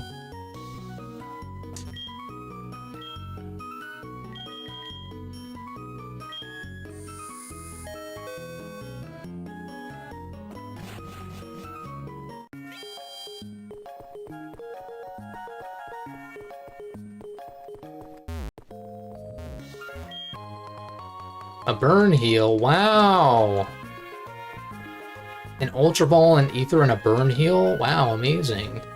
That totally changes the game. What a waste of time. Especially because we can buy full heals now anyway. The Ether's not terrible, but it's still not great.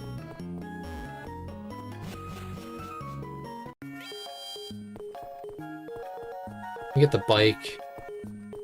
Cynthia hands us a bunch of fossils in this pack.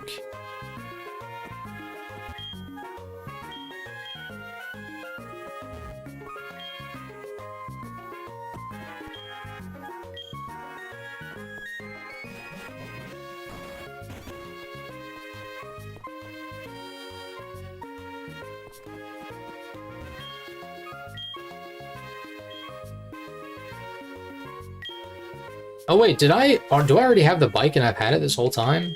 Oh. I don't know how I didn't notice that. Whoops.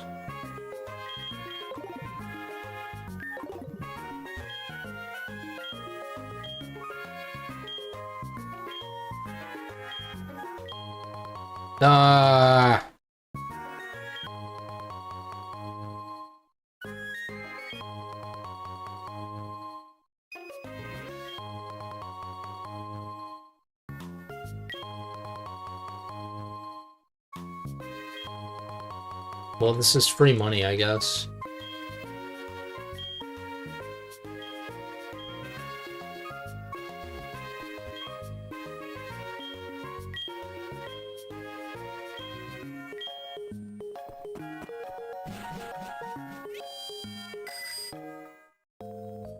Oops. Didn't turn fast enough.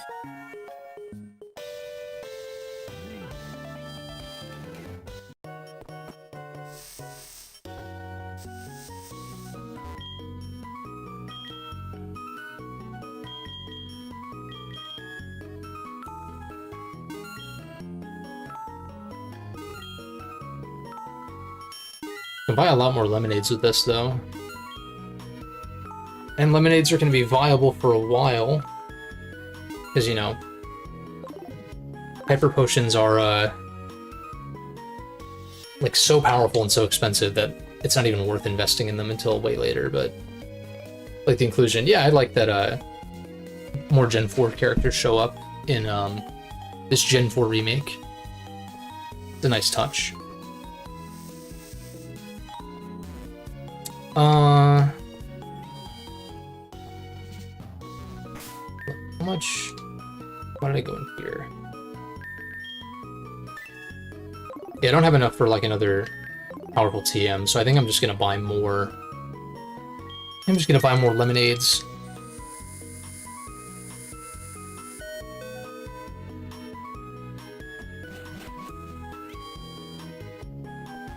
Can't do it from the side, that makes sense.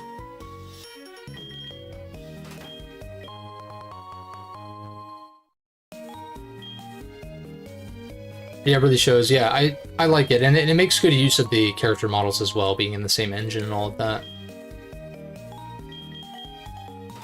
And then, of course, this game also has the Gen 1 leaders by default as well, so I guess, like, Gen 3... I wonder if there are hidden assets for the Gen 3 leaders in this gen? Or not? Like, if there are sprites for them in this style? Somehow I doubt it, but I wouldn't be surprised either. But then again, all the gym leaders have models in Gen 5 thanks to the Pokemon World Tournament, which is sick.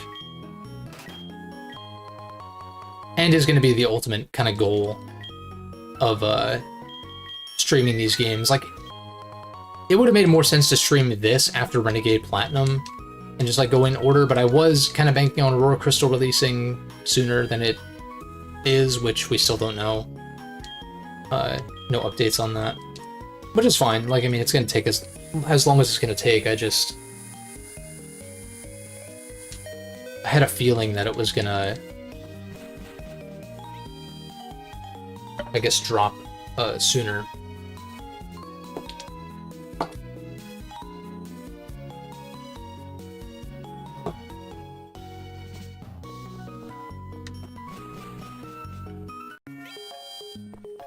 I don't know what Bill gives us, although, wait, we have to talk to him in Critique first, right?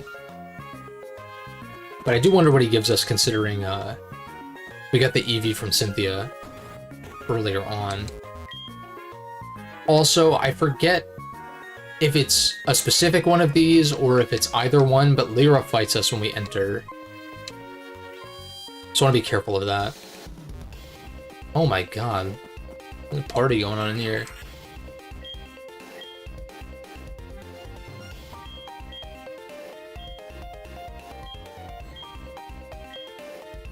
Sure.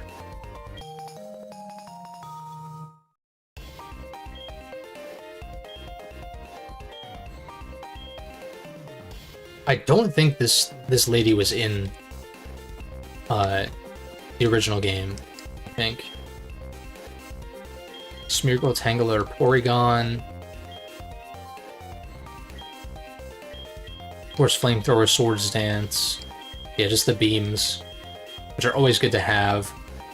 They're definitely findable elsewhere too. Also found on Bellchime Trail, okay. So that'll open up later.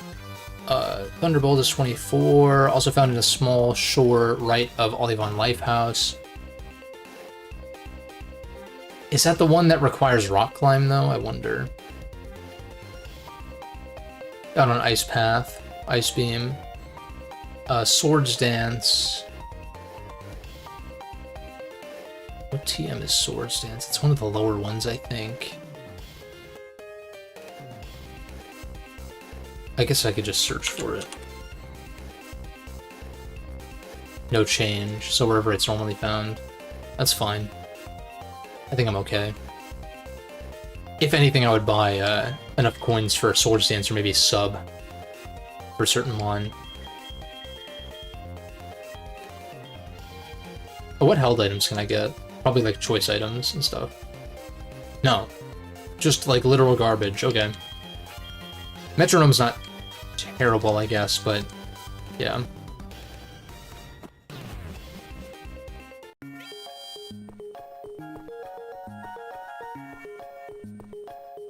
Okay, yeah, we have to get the radio card.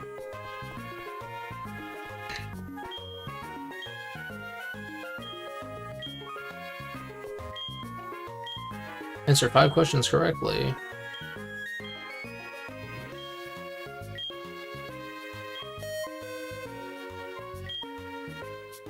Yes. No.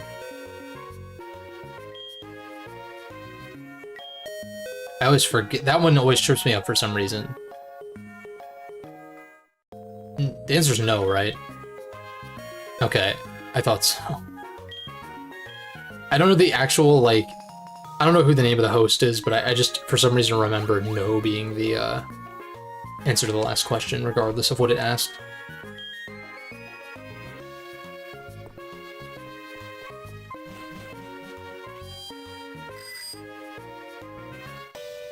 GTS, which I guess is kind of useless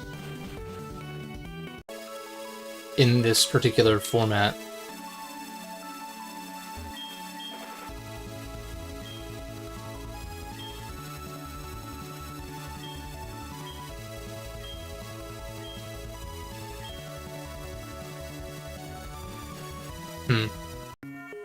I don't feel like looking around and seeing if there's anything worth doing in there, because I just kind of doubt it.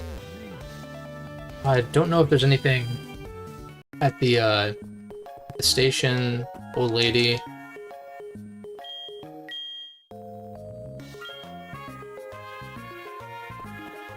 Oh, she gives, it's like Thick Club, Light Ball, and the Leak?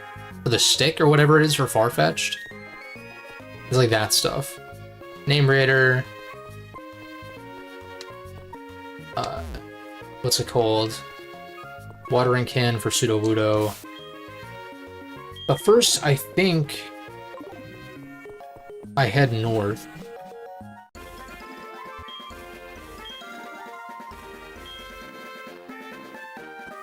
Wait, what?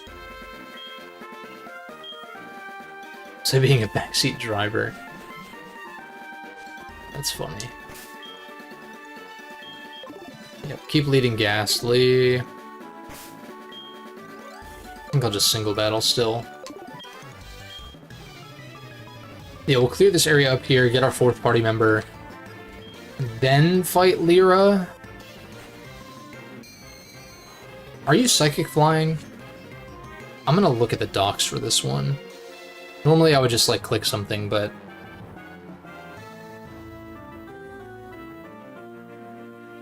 No, I guess the types did not get changed from what it looks like here.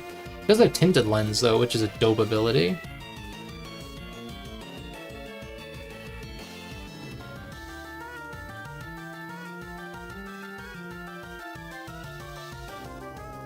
Yeah, from what I can tell in the docs, this isn't changed, so it's still a normal type. Normal flying. So go into this.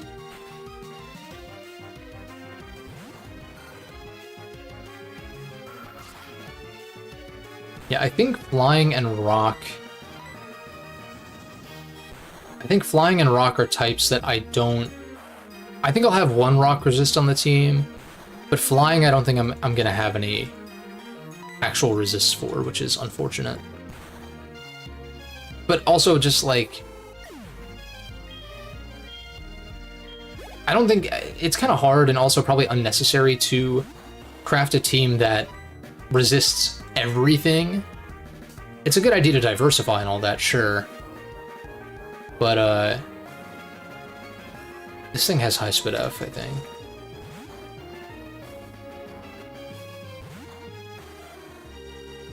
But I also want to craft a team that I just think is cool, so I don't want to Okay, that did a lot, but we live another one. If my math is mathin'. So I just wing attack. Which does indeed to a KO. We also get the flinch from the King's Rock, which is pretty sick.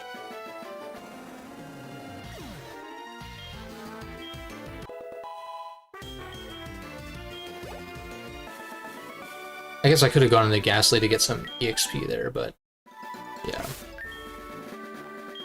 Oh well.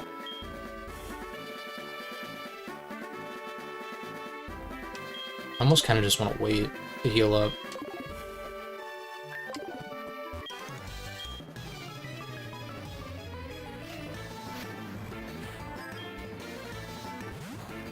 It is interesting though.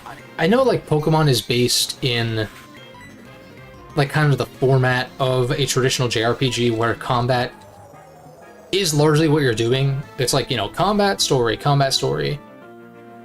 But for most of them that are like, you know, more story centric and whatnot. But just lick kill. It does. I don't particularly mind it. I'm just kind of used to these games being that way. But I do feel like if any JRPG series could stand to maybe have more slice of life stuff and like actual like side content going on that isn't based around leveling up your Pokemon and stuff, like I know there's some of that in like the newer games, like the camp features and shit like that, but ultimately that it makes sense for stuff like that to have an effect in combat. But I don't know, I feel like it's a little overtuned in that, you know, having, if you do like Pokemon on Me in Gen 6 or 7, or whatever it's called, Pokemon Refresh or whatever it's called in Gen 7 or whatever, but if you do that, it's cool to have like some kind of buffs based on that. It's like, it's narrative gameplay synergy and all that kind of stuff I talk about. Payback's pretty bad on this. But at the same time, it's like, you just like randomly live a move that you shouldn't be able to live. RB, press B on this. Yeah, I guess, I don't know, I just feel like this series, it's clearly been, I feel like these games have been like failing at doing the traditional JRPG thing for a while. I think Gen 7 handles it pretty well. There's definitely some pacing issues and, you know, unskippable cutscenes, and like, yeah, there's a lot of dialogue that's frivolous. There's a lot of dialogue that's actually, like, I think pretty good for a Pokemon game, all things considered, though. Like, I like the story in Gen 7, as I've said a million times. But I don't know, like, it's particularly with the Switch titles, barring Let's Go, I guess. I feel like there's kind of this, I should say Sword and Shield and Scarlet and Violet especially, there's kind of this lean towards, they're trying to still be sorta traditional JRPG games, albeit Scarlet and Violet with like that open world element, but I've gone into it before, it doesn't add much really. Especially because gym leaders don't scale based on badges, so what the fuck is the point of letting you do them in any order? It's really weird. Anyhow, I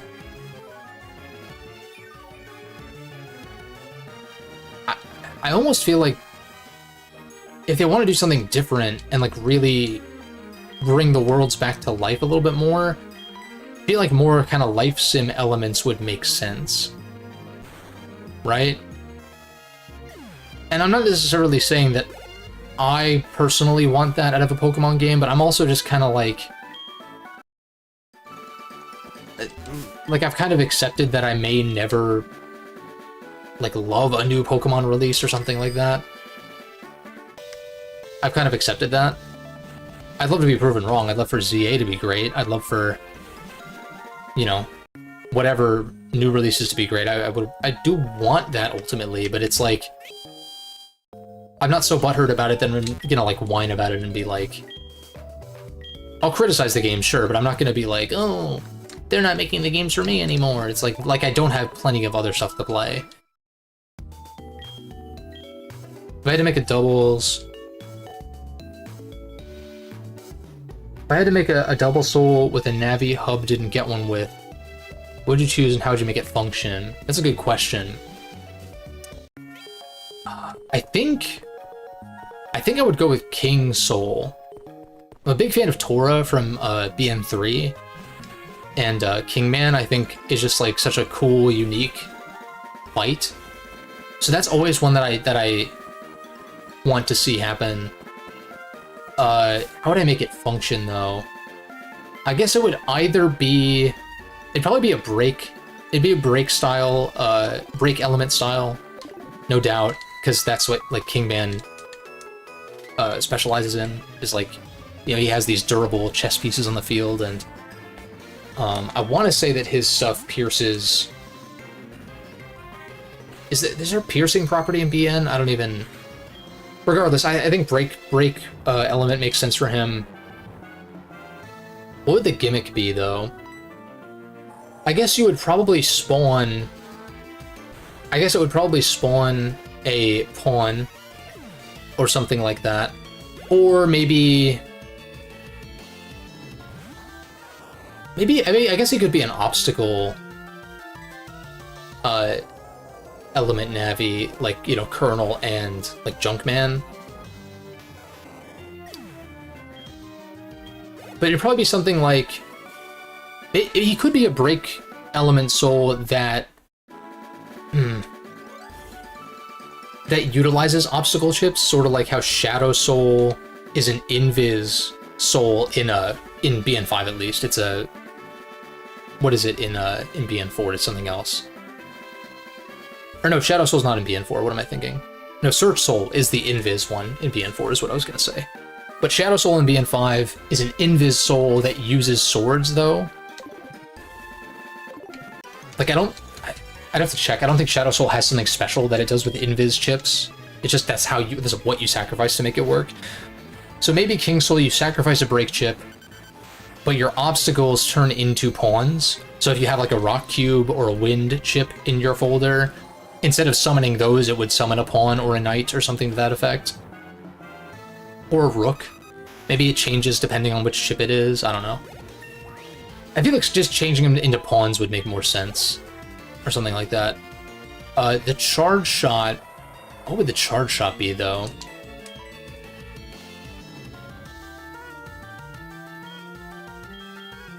I feel like if you made the charge shot into, like, his leap attack, it'd be too powerful, maybe?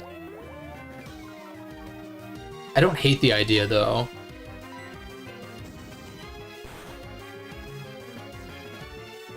You can already not move diagonally, so that's not an issue. If there was diagonal movement in Battle Network, then it would be something where it would lock you into, like, the actual grid-style movement that it is currently. But yeah, something with, like, obstacle chips spawning pawns. And then... God, what would you do for the charge shot? I don't think a charge shot summoning something really makes much sense.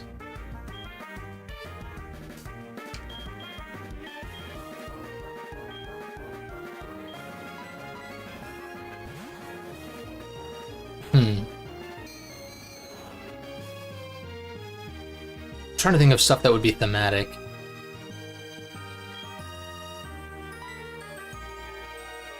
I guess for Sand Attack, weird. I'm trying to think of like chess-themed things that you could do like in the custom screen or something.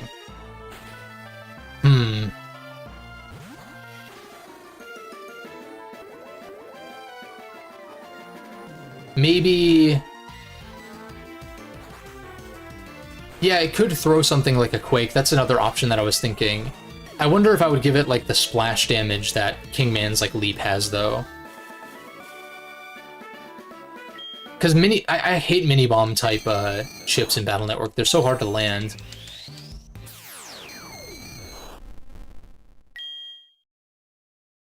And they're easy to read, I feel like, too. Unless they do have some kind of larger AoE. Yeah, that is an option. Or I was also thinking, what if it took away your charge shot and there was something else? Or something like that? Like, maybe it takes away your charge shot, but it does summon, like, 2 pawns or something like that off the bat. And then as far as the obstacle chips are concerned, maybe it summons a knight, and then the obstacle chips turn into pawns. And you do that at the sacrifice of of having access to a charge shot. That could be kind of interesting and unique. I hope this kills. God damn it. You better not paralyze me, I swear to God. Okay. If I'm really worried about para, then I shouldn't be clicking a contact move, but...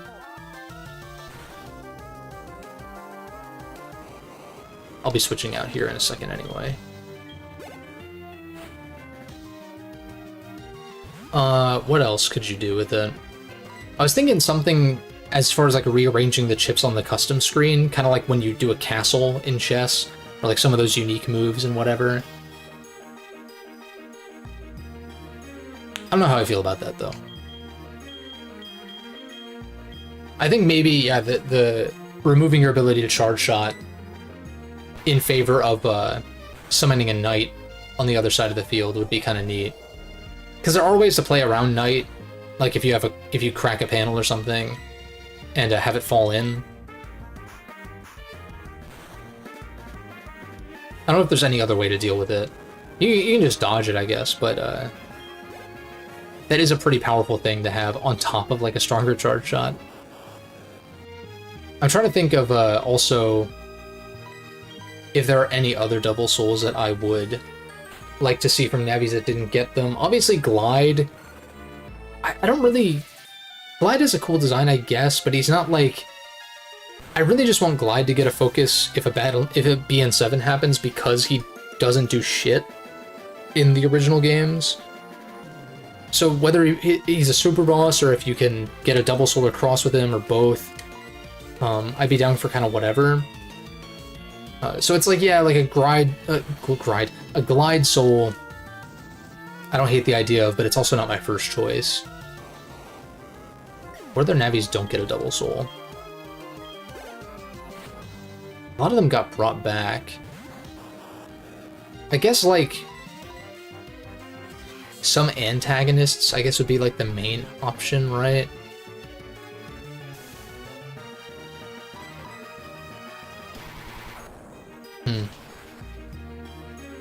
Yeah, I don't know, not much comes to mind aside from Kingman. I should have quick attacked, maybe.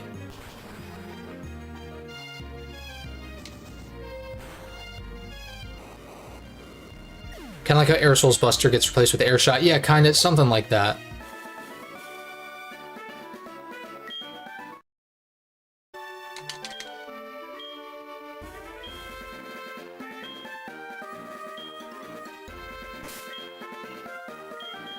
And I feel like the obstacles getting subbed in for pawns, like your obstacle chips getting swapped out for pawns, would be... Usually there's not much more to a double soul than that. Like, there's, like, your charge shot changes, your, you know, defensive element changes, and usually it's, like, what, 2 things, if that? Like, you can charge up... Oh, you know what? Maybe you can charge up break chips to do, like, the splash damage thing. Or something like that. Maybe that's too much, coupled with what I've already said, but some combination of those things. Because usually you can charge up whatever element your soul is to do double damage with said chips of that element, and usually, like, yeah, there's one additional mechanic on top of that. Like, you know, Fire Soul spawns the grass panels, for instance. And, Shadow Man, I guess, has, like, the anti-damage Ninja Star, and you can charge up a sword to, like, back attack enemies. And, like, you know, Colonel has arm change, but also the obstacles, spawning gunmen kind of deal. So I guess it's aping that a little bit, though. Would the pawns be destroyable? Probably, I guess, in the same way that they are against Kingman. Like, either with break chips or... How do you even break them? I feel like you can deal enough damage to them to, like, you can push them back with like air shot and stuff like that, I guess, like stuff that moves them. You can move them. Maybe they despawn after a certain time. Like, I don't think that they would persist once the double soul runs out. Definitely. And maybe you'd even do it, maybe you'd have them despawn even sooner than that. Maybe 3 turns is too much. It's possible. I think I still prioritize Ghastly, just leave it.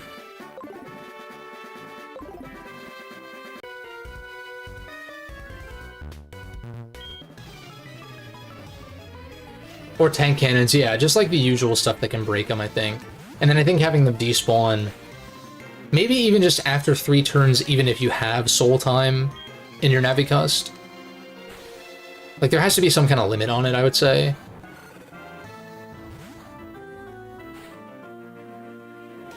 Doesn't a Magmar. You're probably Flame Body.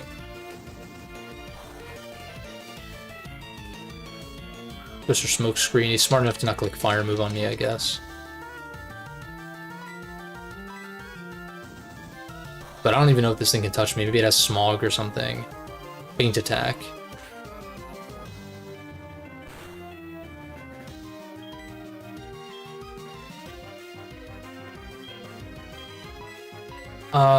I don't want to switch this in on a Faint Attack, obviously. But I would like for Kage to get the experience from this. Smoke Screen doesn't help me here. The AI seems to know that I'm immune to it. No, it doesn't. Never mind.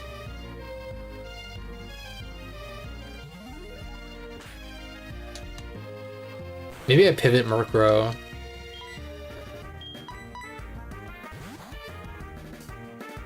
I wish, like, Parting Shot was in this, and Murkrow got it, because then I want Murkrow to have a pivoting move. It might get U-turn when it evolves. Or, like, might be able to learn it. Maybe. But, I don't know. Yeah, I like that idea, though, of, like, hypothetical double souls and stuff. There is always the possibility of me doing more, like, hypothetical, you know, new Mega Man RPG kinds of things, like I have done. I feel like I've given most of my best ideas, though, without going, like, too into detail, because it can be fun to speculate and, like, come up with concepts, but at the same time, it's one of those things where I don't want, like, specific expectations for any given game that isn't not only not announced, but even just, like, not out yet kind of deal. But it is just kind of a for fun thing, so I shouldn't put too much weight on it like that, I guess.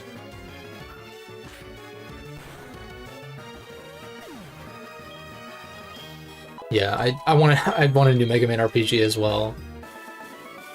Even if it's more in the vein of like Command Mission or something, I wouldn't mind, honestly.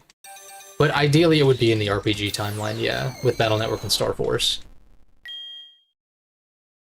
And I mean, I don't want to get hopes up because Capcom like has yet to show that they're gonna do stuff with Mega Man again.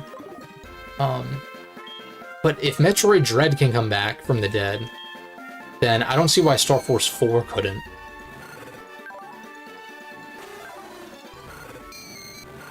As much as I would prefer a new Battle Network game, I feel like I'm not against a new Star Force game that like kind of takes that original idea, but maybe I'd kind of want the combat to just be different though. I don't mind, like Star Force 3 kind of, you know, refined that combat system. I'd say maybe it even perfected it to an extent.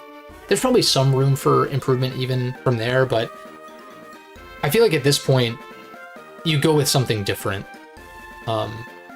Even if it is more traditional action RPG kinds of stuff, I wouldn't actually mind that. In fact, maybe not like a character action game where you're juggling and shit, but like, I don't know exactly.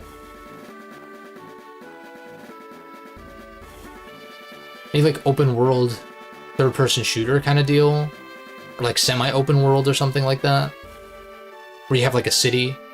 I don't know, I know there's open world fatigue, but like Mega Man's never gone open world, right? I don't think so. And I don't want it to be like massive, but I'm thinking like more like Yakuza scale or something like that.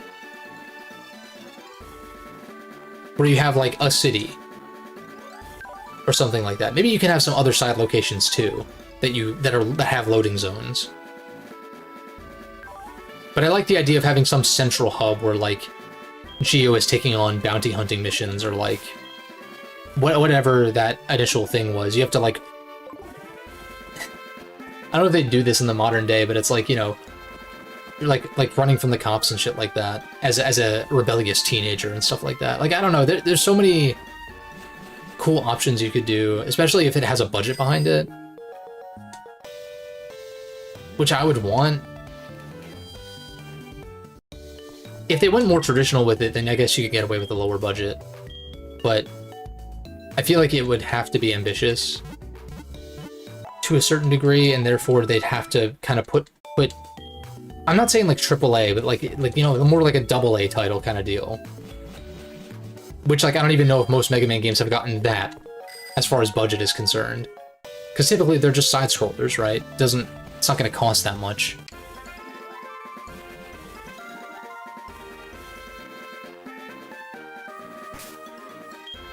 You got an idea? Let's hear it.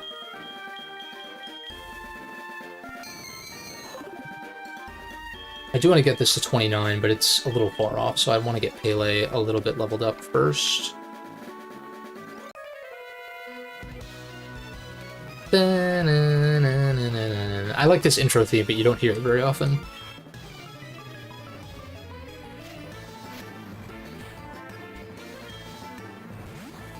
Pound Hour. This was the option. If I wasn't going to run Typhlosion, I was going to run Houndoom as my fire type. You're Flash Fire, undoubtedly, because you didn't Intimidate. So that becomes a problem because I don't have really a great way to touch this thing. Just Wing Attack, I guess.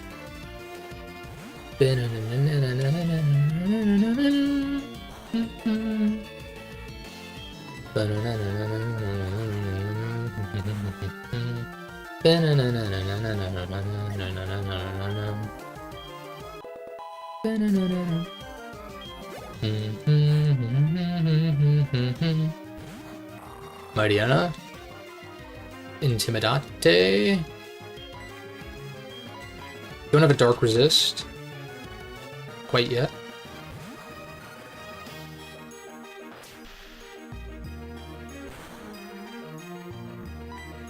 There's Ember. Can't wait to get Lava Plume. Because, oh, nice. This might kill then. I forget what Flash Fire is. It 1.5 times? Yeah, that's crazy. Maybe it's, wait, maybe it's actually doubled. Does Flash Fire double? It does something crazy. I don't know the actual stat, because they don't tell you the shit in game for some reason. Powers up if hit by fire type move, like that's all it says. It's like, great, by how much though? 50%.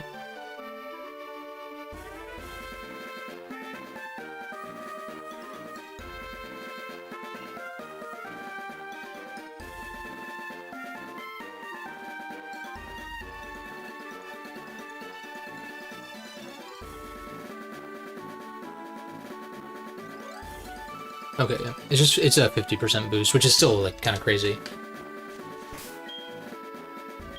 If I can switch in on a Flash Fire boost and then like Choice Scarf Eruption or even Specs later on, we'll be cooking. That'd be crazy. That's a big if though. What do I beta? Oh no, I have team member number 4. I'm trying to be coy about it and not like reveal it, but it's so obvious at this point, I think. Team member number 4 can bait in those fire type attacks. That might be perfect, actually. I didn't plan it that way, but it might actually work. Alright, now I think I continue to lead Ghastly, just to... Well... Yeah, because 4th party member is going to eat up some experience, and I'd kind of like to get this thing evolved. And then I'll just keep it kind of in the back for a little while.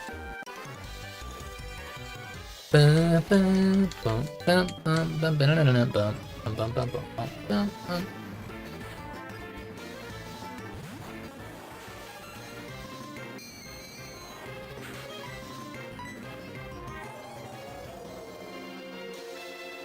Bum, bum, bum, bum, bum, bum.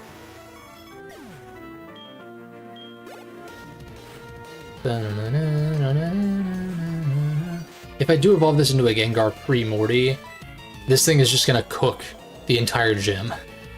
Up until Morty, at least. Because he'll have his own Gengar, and so potential speed tie, yada yada yada. Also, we're minus Spit F, so there'd be absolutely zero chance of living a Shadow Ball. And even without that minus Spit F, I think it'd be a likely one-shot. You asked for my number, I believe. Yeah. No.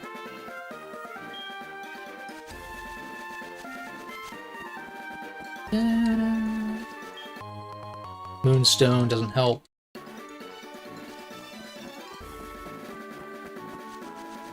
You're running one of the Nidos, that's pretty sick, though. Oh, bird guy. Oh, yeah, they moved this guy out from here. Is there a hidden item here? Oh, Top Soul, okay. Sacrifice Break Chips. Charge Up becomes a spinning top that does 60 plus 10 per buster level. Boost the damage. Okay, boost the damage of multi-hit, non-elemental chips. Okay. But only after the hits land. I like that gimmick of like the multi-hit stuff. It's actually pretty sick. And I'm guessing the spinning top like kind of maneuvers sort of like an air hockey, the charge shot.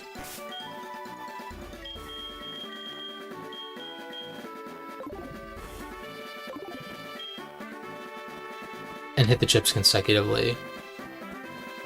That's kind of neat. I like that. Alright, I can't get that item. I'm gonna box heal.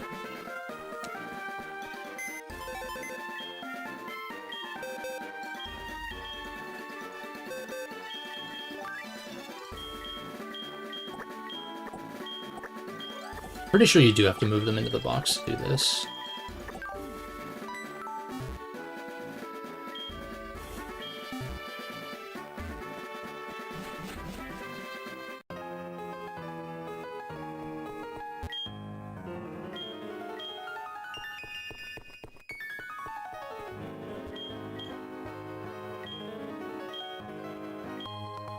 Quick Claw.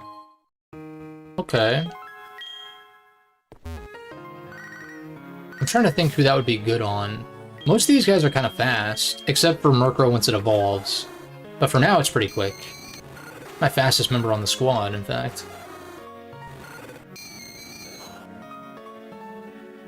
More like he becomes the top. Oh, I see, and goes forward. Gotcha, gotcha. Goes forward, I guess, 3 panels. That's a cool idea, too. That works. Yeah, Quick Claw is not exactly super great on any of these guys. Maybe I put it on Murkrow, though. Well, I don't know. There are trainers in the grass. Do I want to catch number 4 first? I'm not sure.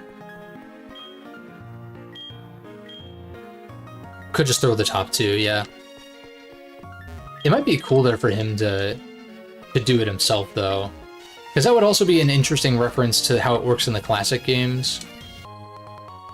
Since, you know, the top spin is like a melee attack in those games.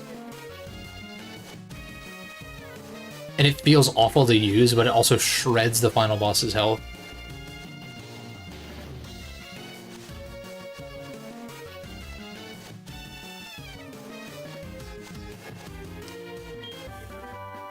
Got the TM for Dig. I bet Quilava learns this.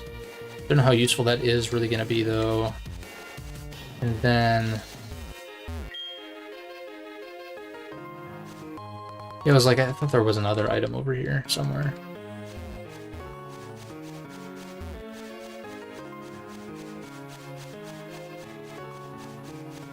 Boom, boom, boom, boom, boom, boom, boom.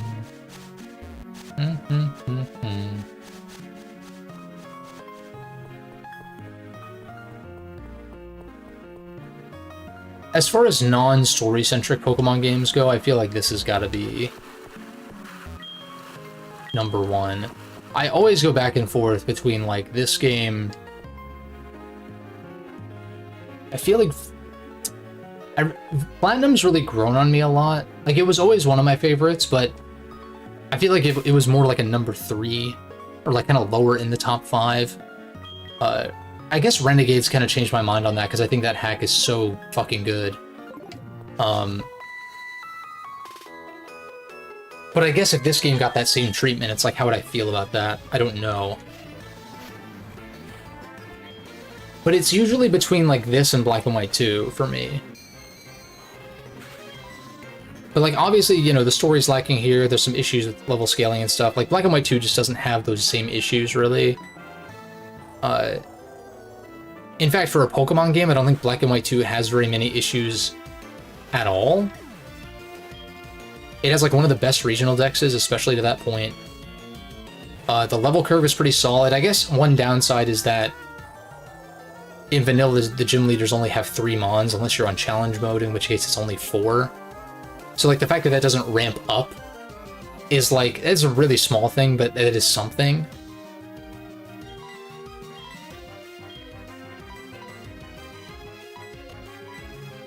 Granted, these hacks typically give the gym leader 6 Mons anyway. So, but I think Volt White 2 / Redux's normal mode doesn't. Like, I don't think you quite have... I don't think they quite have 6 Mons, except for on Challenge Mode. Which I should just remember this, because I played a Redux not too long ago. Wasn't it like... It was over the summer. Yeah, I'm pretty sure they don't have 6. Also charge those specific chips to shoot homing tops. Yeah, I think that makes sense. Like, having the charge turn them into something different. I'm just trying to avoid using my Ominous Winds, so I don't have to go back and heal, even though I could literally just go back to the PC and do that. So maybe I should just do it. Just do it. Terrible reference. Dated meme.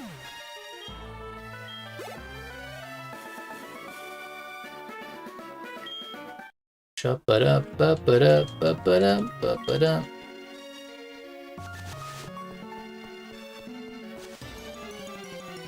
If we find who I'm looking for, then I will obviously try to catch it.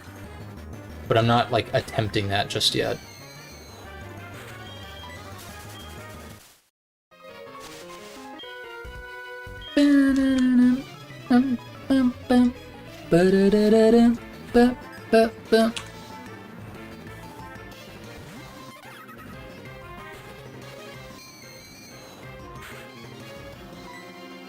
Easy Ominous Winds. Not a fairy type, but still super effective anyway.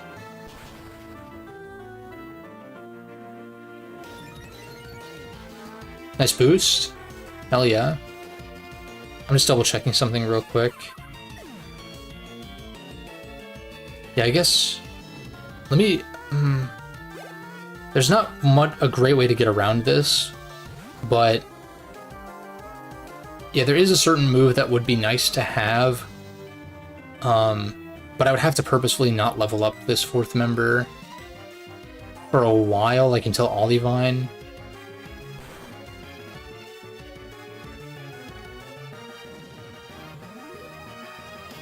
Thankfully, Mimic does not cast at first. I'm just gonna Sucker Punch. Oh. Okay, that's fine. I just spam Sucker Punch because I'm pretty sure it kills. Once in the face, once in the crotch. So it looked like, at least. Shadow Ball, there it is. Beautiful. Lick Para could be maybe useful. Mostly just for catching this next Mon, but ultimately it's gonna get cut. I think I'd rather have Confuse Ray, especially for Whitney. I didn't think about this. Maybe I should have caught it first. I do keep Ominous Wind, though. I think I'm gonna cut Lick. Like, the boost chance for Ominous Wind is too good, and it's also, like... It's not that far behind damage-wise, so... If Shadow Ball would 2 KO anyway, I wouldn't mind doing Ominous Wind into Shadow Ball kind of deal. Or in the cases where I don't want to, whatever, 15 PP is going to be plenty. I guess Sucker Punch is going to be... I feel like it's still good, though. I could use that even on, like, Morty's Gengar kind of deal. I think I just got rid of Lick. As much as the Parachance is nice. Can't speak, apparently. Now we actually let you evolve. Hands off the controller.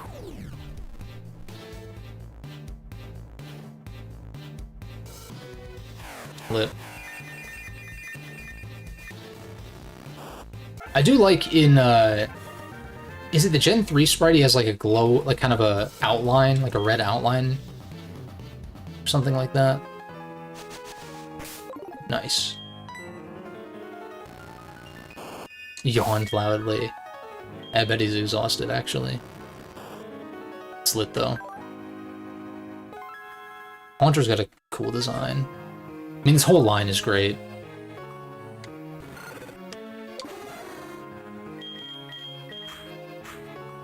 Now, you're probably my fastest member, right? Or not quite. Or, yeah. Murkrow is, base 91 versus your 95, so yeah, that adds up. Although, you know, IVs and EVs and stuff will factor in, of course. We'll lead, Quill. Fight the rest of these trainers. There's at least one on this route to the right as well.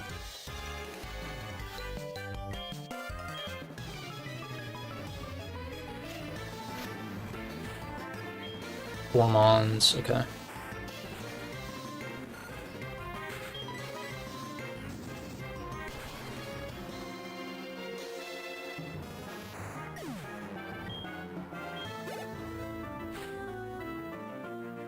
MP. Peedoo.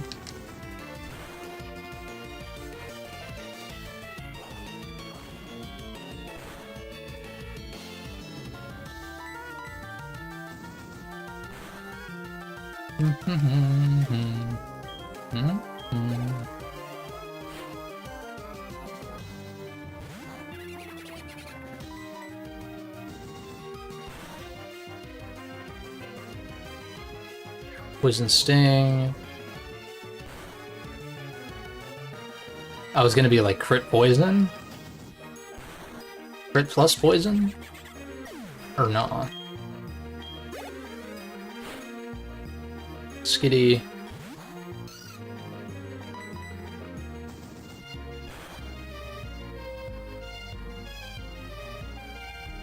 My favorite status ailment that I definitely don't get annoyed by.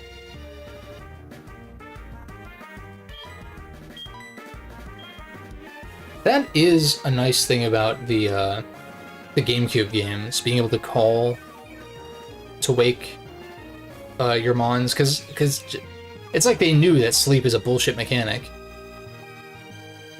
Are you fucking serious? It's trying to copy... If you're just gonna spam copycat and sing, then like...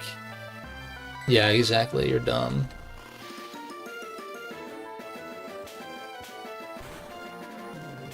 I actually think Skitty has a nice design. Delcatty I'm not as much of a fan of, though. Skitty's cute, though.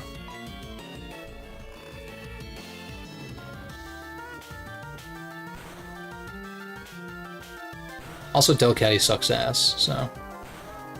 There's that. Whereas Skitty is a first form, so it's, like, understandable for it to be bad, stat-wise.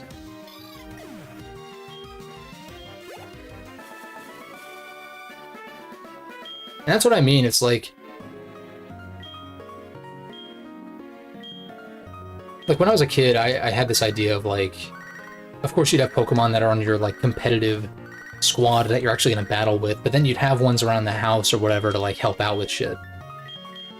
Like, you know, I always thought, oh, having like a Joltik, or maybe even a Galvantula to like help out with, you know, electrical problems or something, as opposed to strictly battling. would be neat. Stuff like that. Yeah, I'll use a super potion here. And so if that could somehow be implemented into the games, I feel like that'd be sick. I feel like that's asking too much when Game Freak can barely make a like a competent, you know, traditional JRPG basically these days. Like they can't even do that proficiently, seemingly. At least given the look, not that they're incapable like skill-wise necessarily, but like the time and the budget and like et cetera, that they're given. Clearly there's like, you know, a bottleneck somewhere. I don't know what that is exactly, but there is one, if not multiple.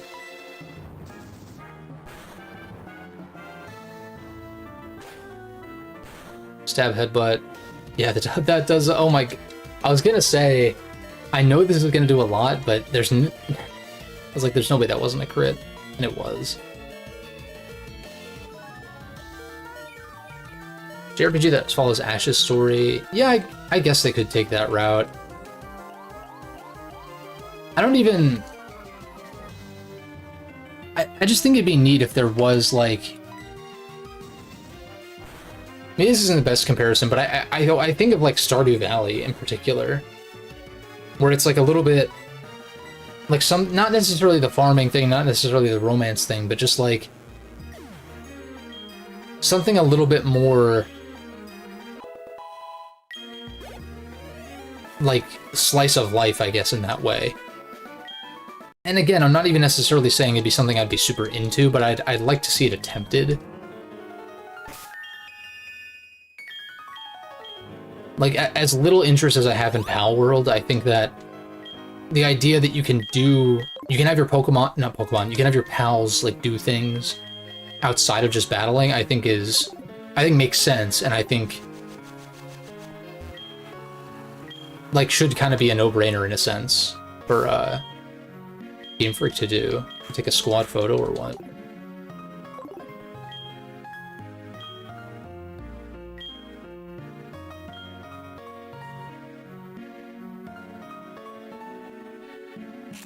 Nice. Humble beginnings. I like that. It's gotta be an Earthbound reference, right? I mean, he doesn't literally fly in from off-screen, but that's gotta be the intent.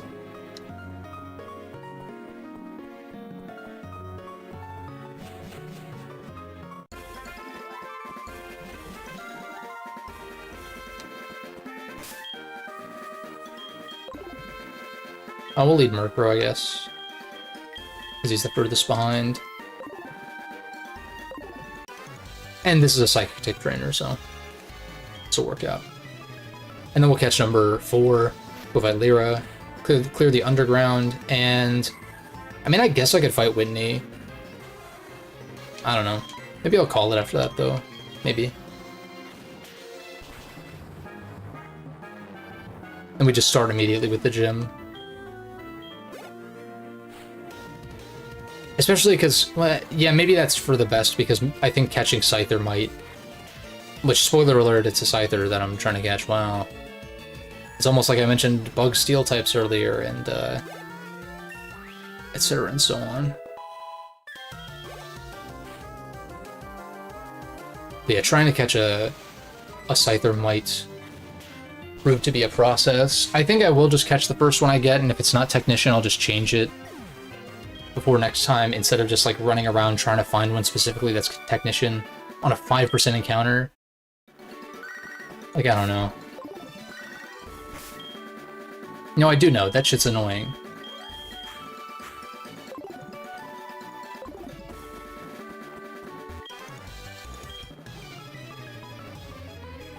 Oh, nice. Good lead on my part. This is another thing, it's like, I would consider using a Tangrowth on the squad, but it doesn't have regen in this gen. So it's like, what is really the point? Oh nice, we conveniently have a hut for this. Doesn't quite one-shot, which is understandable. Mudshot, drops speed. Probably still faster, but quick attack kills anyway. And we have that, so let's go for that.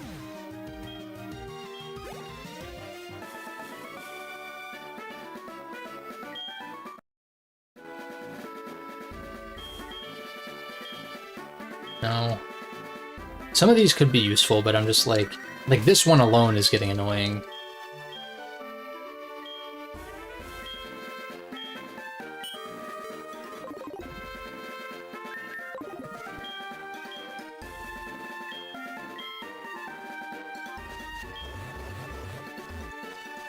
Come back.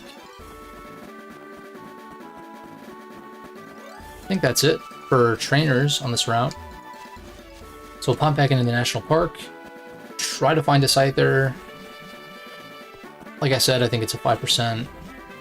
Normally I want to say it's only catchable in the bug contest, but that was changed in this hack. We'll make a save real quick, because I haven't been doing that enough.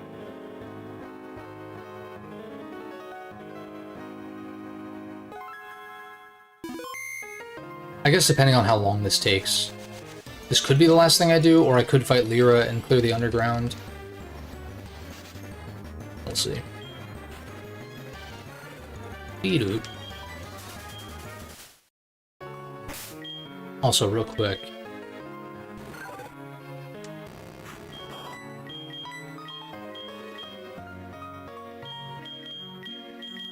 I think that works. Technically, I guess I'd want this here. And I don't really have a great way to status it. Like, I don't have a way to para or sleep it at the moment.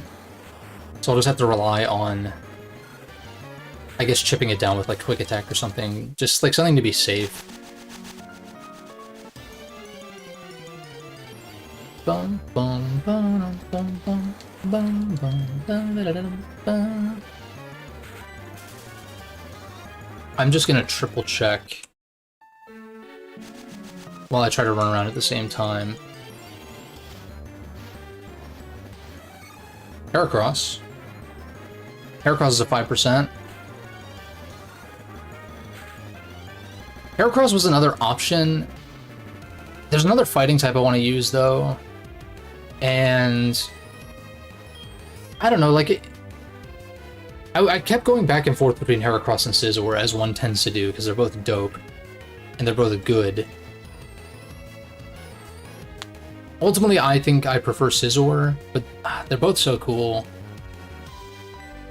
I think I'm going to stick with the plan, especially because, like, Scizor is my Steel type, which is unfortunate because it's not, it doesn't resist rock and flying, it's neutral, but as we saw with Electros in the Voltway 2 Redux playthrough, sometimes being neutral is enough, especially when you're using items in battle.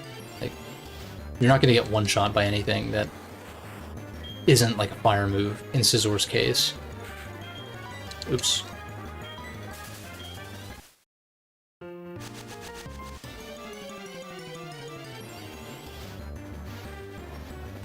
So I think I catch the first Scyther I find. If it's a bad nature, if it's not Technician, I'll just change that. I really don't care. That's the kind of stuff where it's like, the ability is one thing, but the nature thing is like, I guess it doesn't matter that much, but like, I'd just rather it not be a problem.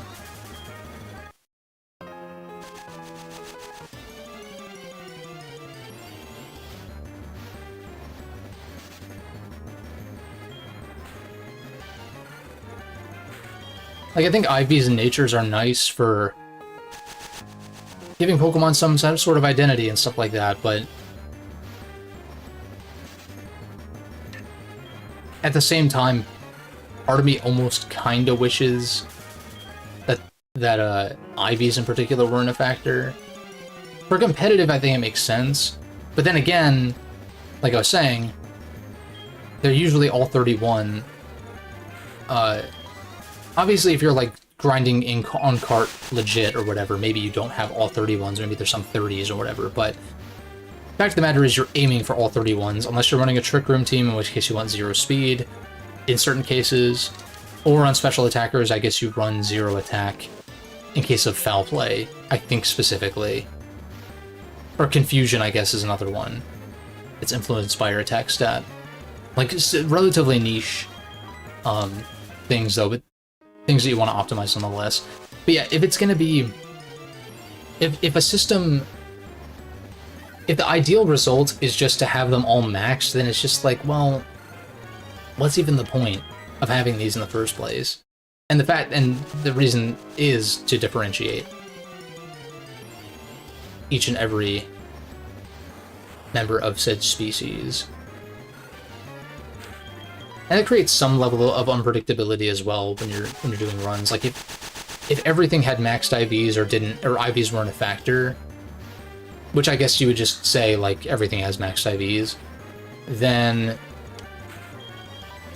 every Quilava would function the same, I guess, barring in nature and barring EVs. So there still would be factors.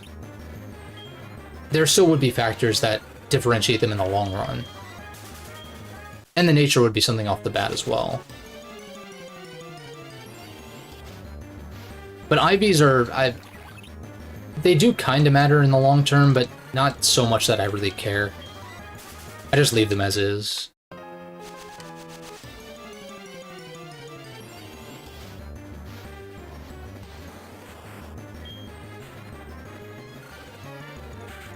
It's one of those things that I think like for competitive sake, it makes sense to show them in-game, have some way to do that. It makes sense why some ROM hacks do that, but at the same time, I feel like ignorance is bliss, in a sense, when it comes to like an in-game playthrough like this.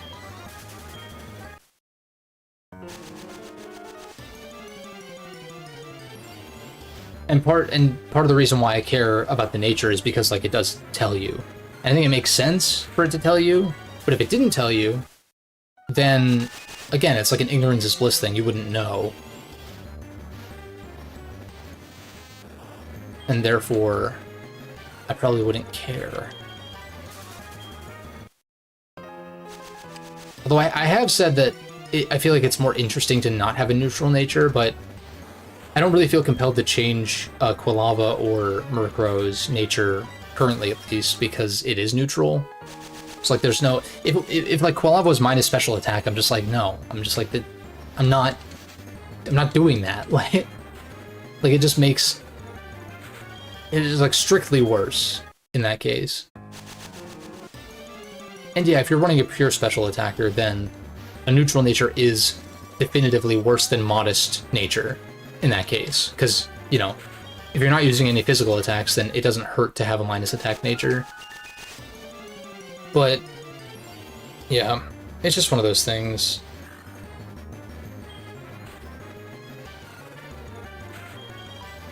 I've gotten a few 5% encounters, just not the one that I'm looking for. It'd be a different story if these hacks, which some do, but like these don't, if they had ability capsules or ability patches and stuff like that, that'd be a different story. Then I would actually just go out of my way to do it in-game in that case. But because that's not an option, it's like I'm not going to run around... I guess at that point it's like, well, why don't you just give yourself a Scyther? It's like, no, I'll catch a Scyther legit, that's fine. But... yeah, like... It's like, wow, this is such a difficult process. I'm really proving my skill as a Pokemon player by running around back and forth until I find the thing that I'm looking for. It's literally just a waste of time. Now, for Nuzlocking purposes, or if you're playing with the Nuzlocke capture rule, which I have done before without doing an actual Nuzlocke, because it does help diversify your team and all that, for sure. And, has you potentially using mons that you wouldn't otherwise. Then it's like, oh, you get a 5% encounter on your first encounter. That's like a hype moment. Oh, I got a Heracross when it's a 5% as my encounter for National Park. Like, that's dope. But at the same time, it's like,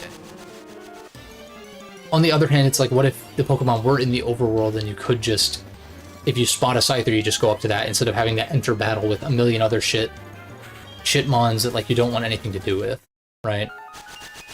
Crickettoon's another 5%, by the way, so. We are finding the 5%ers, but not the correct ones. It's totally stupid. It's like, we are the 5%, and it's like Scyther, Heracross, and Kricketune. And Pinsir, I think. And there are 1% encounters in certain games, certainly. I think... I don't know if that's a thing in Pokemon. No, actually I think there might be, particularly in some of the earlier games. Like Yanma. I think Yanma is like an insanely rare encounter. I think it literally is 1 or 2% normally. In the route below here, in fact.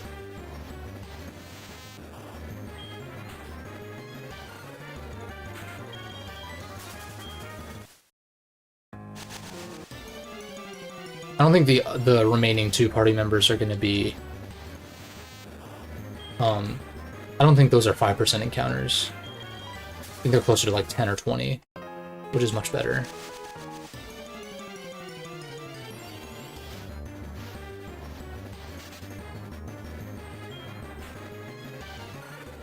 Beedoo.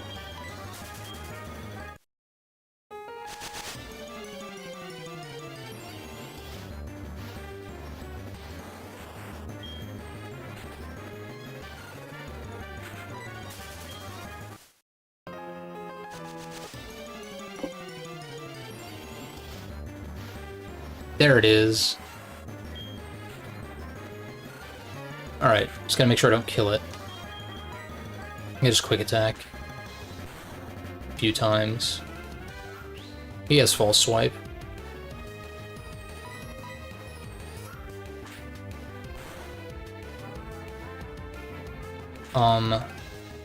It's fortunate that this thing doesn't get like a roar or something.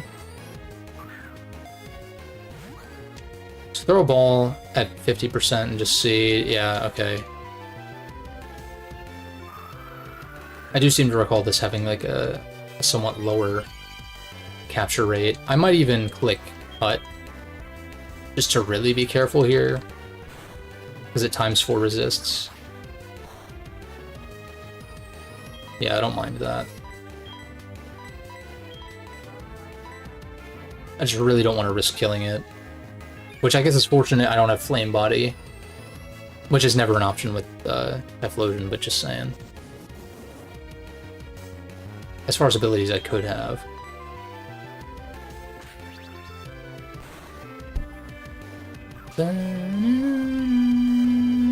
That was crit, okay.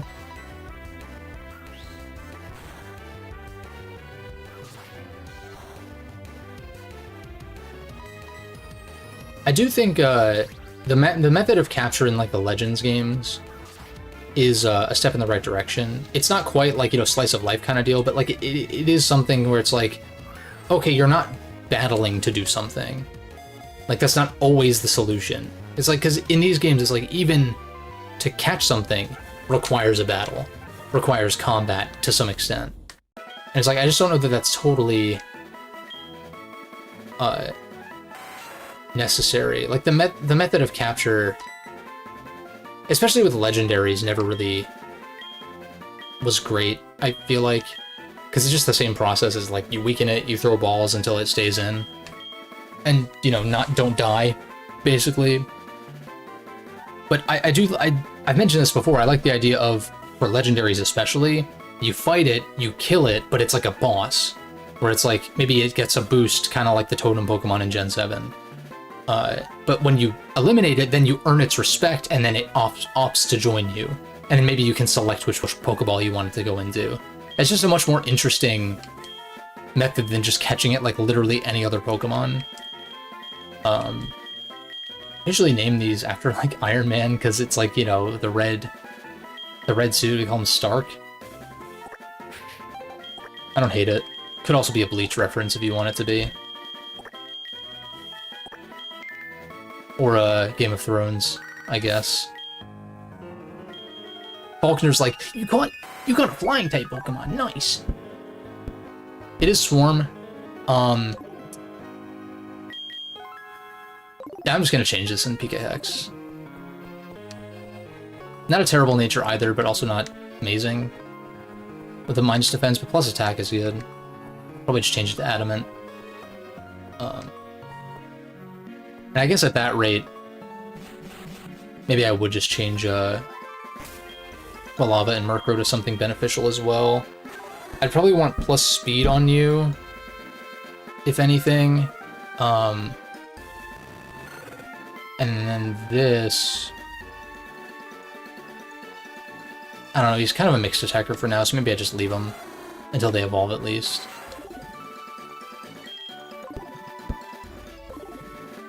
Apologies for the background noise, I don't know what's going on. But it's probably important.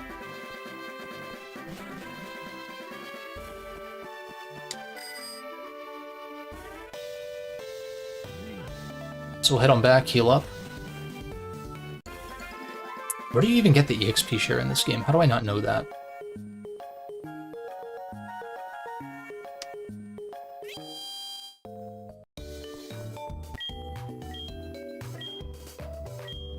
Let me Google it real quick. HGSS EXP share. Cerebi. Wild that people just post on forums looking for the shit when you can just go to Cerebi, but I guess not everyone knows that. Route 30, you give oh, that's right, you give Mr. Pokemon the red scale, that's right. Okay. It's also a Goldenrod lottery prize if 3 numbers match. But yeah, realistically, it's you catch the red Gyarados, get the red scale, and you give it to Mr. Pokemon. I do seem to remember that now. Yeah, we'll swap this to the Technician. I want to say this gets Wing Attack at 21. But I was just talking about how, if anything, this would be the Mon to use Aerial Ace. Like, long-term because of Technician boost. But then again, I don't know that... Like, Scizzor's gonna run, like, Bug Bite, Bullet Punch, U-Turn... Maybe I don't even run Bug Bite, actually. But it does get it by level up in this hack. What else would want Aerial Ace? Got one more physical party member joining later, but I don't think it gets it. Also, Aerial Ace is just shit unless it's Technician boosted or Stab boosted or something. And Corneo's just gonna run... I guess Corneo could run Fly plus Wing Attack if I don't want to do the 2-turn thing, but I would just eventually teach it Brave Bird anyway. So we'll just give you... False Swipe might not be terrible to keep around for catching the last 2. So we'll just get rid of Focus Energy. Also, Agility is really bad on this too. It's already fast. Once it evolves, it's not the case, but yeah. I'll give it U-turn as well. Yeah, buddy. Yeah, because Scyther and Scizor are they're strong enough to for it to not matter that U-turn doesn't get a Technician boost. Can you imagine though if U-turn was base 60 and it did 90 with Technician instead of 70? Yeah, U-turn is strong enough from these guys that it's like, that's really the only bug stab you need in a lot of cases. Although, of course, Bug Bite is stronger with Technician. And can, like, eat opposing berries and all that. Also, I don't know if Scyther gets Rock Smash or not. That might not be... Yeah, I mean, once I throw Technician on it, at least, that would be, like, solid coverage. Oh, especially for Whitney. Actually. So yeah, why not, right? Because Metal Claw... Scizor learns Metal Claw at 21, whereas this learns Wing Attack instead. I'm not waiting to evolve this until... Like, I'm not gonna, like, not level this thing up until I get the Metal Coat in Oleoline. So... I'm gonna have to pass up on Metal Claw, assuming I don't, I can just move relearn it, I guess, but I'd rather move relearn Bullet Punch at that point, assuming it still costs a heart scale. And I think I get rid of False Swipe. I don't think it's going to be super relevant for the next 2. They're just not as hard to catch. And even then, Scyther got caught pretty easily anyway. Anything else? Taunt is an option. Does Haunter get Focus Blast? No. What the fuck, man? Shockwave it gets, though, I think. No? What am I thinking of, then? Kadabra, maybe? Weird.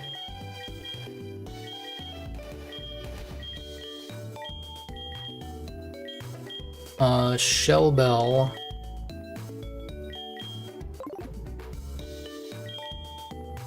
Of the held items that I have so far, I feel like Shell Bell would be the best item for, like, one of these guys, because Quick Claw is not going to do much. They're already fast.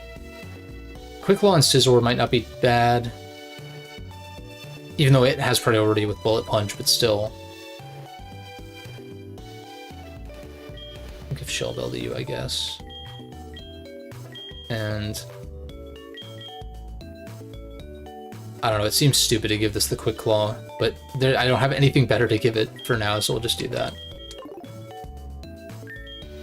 Now, I usually have pivoting moves at the bottom, even if they are stab. Eventually it'll be like, well, I guess Pursuit could be down there, though, because that's like utility. Yeah, it works.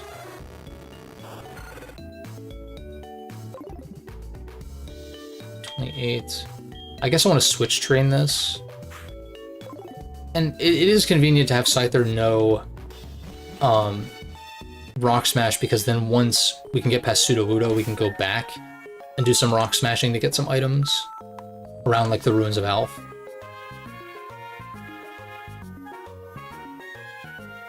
Or rather, just between Violet and Azalea.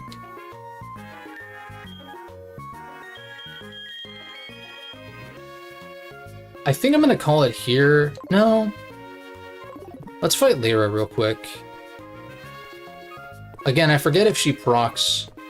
You know what? I think last time I played this, I entered the northern one. So I wonder. Yeah, okay. I don't know if it matters, or maybe it is specifically this one. It's probably scripted to just happen regardless. I could soft reset and check, but I don't really care that much. Let's Go Meryl. Pokemon Let's Go Meryl confirmed. Like, over a decade ago. Which is Yui. Okay, that was a crit. Makes sense. Still, though, kind of crazy damage on a resist. What the fuck?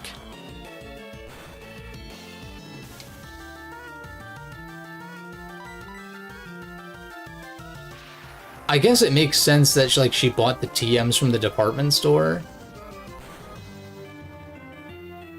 I don't think Quick Attack kills. I guess, no, I'd rather just Ember. Okay, good call.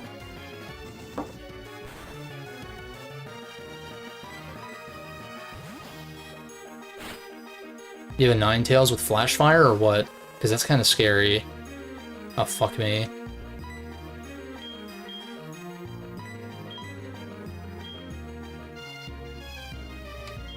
Then again, what could you click on me, though? Solar Beam ain't gonna do it, Fire Blast ain't gonna do it. You could, yeah, like... I guess I just spam Quick Attack. Because I don't have any great switch-ins for this, really. Safeguard.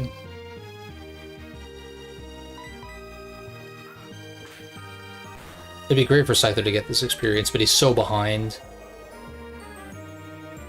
If you get the boost, that's really bad. Well, then again, you only have 5 of them, and it's not like you're gonna get multiple boosts in a row. And also, Your fire moves I'm immune to, and I want to say that, like, if your Solar Beam lasts, then that's a 2-turn move, and also is a resist.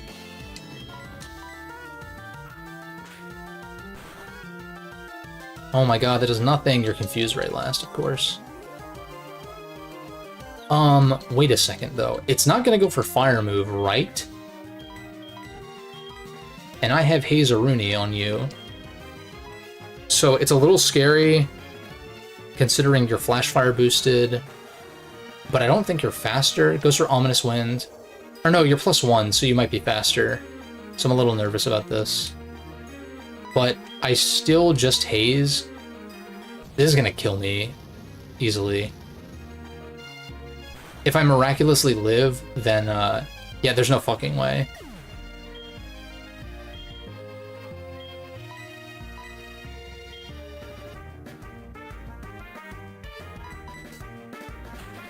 I think I do what I said earlier, and I bait another fire move, I guess. Once it's out of Ominous Winds, it can't really touch me.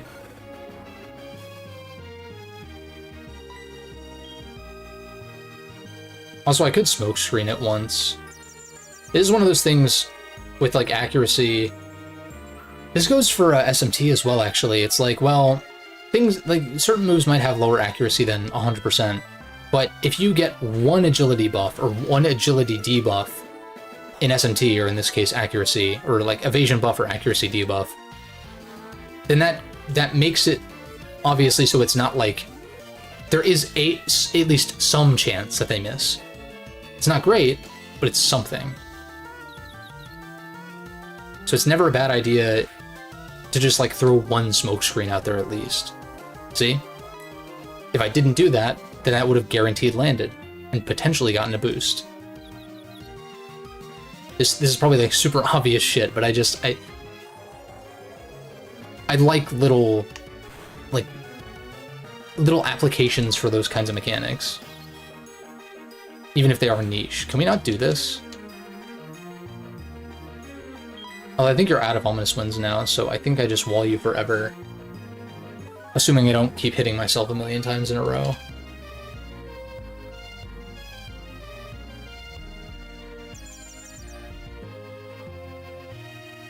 Yeah, if it didn't get the... Well, I guess if it didn't get the boost, I wouldn't have switched into Murkrow in the first place. To try to haze it. That was probably pretty dumb of me to do anyway.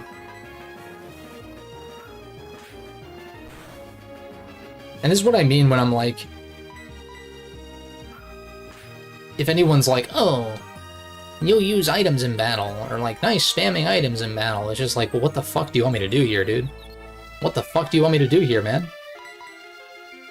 I'm not equipped to handle this. I'm only equipped to handle this because the lava has Flash Fire.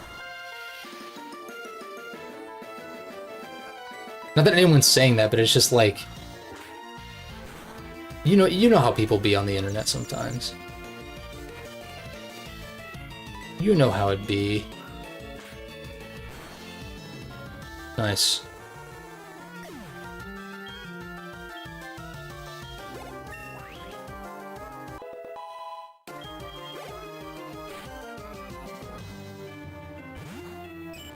Bleep bloop.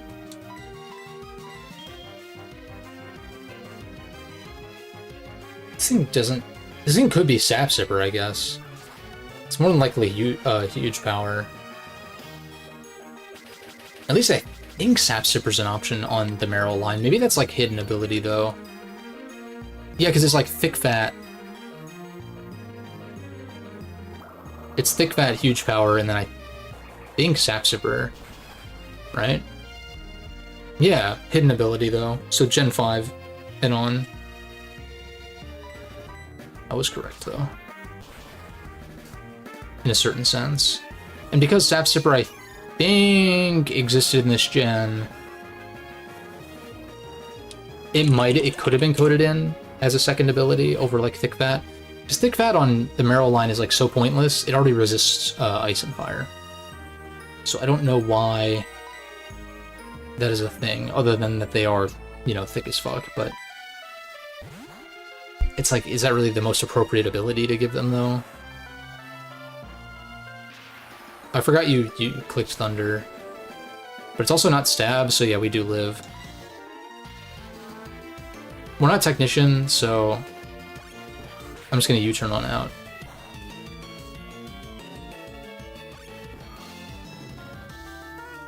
Oh, Sap Sipper is a Gen 5 ability, never mind, okay. Didn't exist yet. Not even like Storm Drain, where technically that is a Gen 4 ability, but it's ass. Doesn't give you an immunity. Which is bad. Maybe it gives you the immunity if you draw it in a double, but I don't know that that's true, though. I kind of doubt it.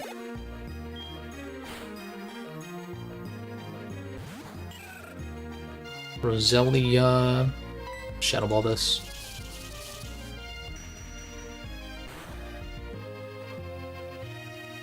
Doesn't quite kill.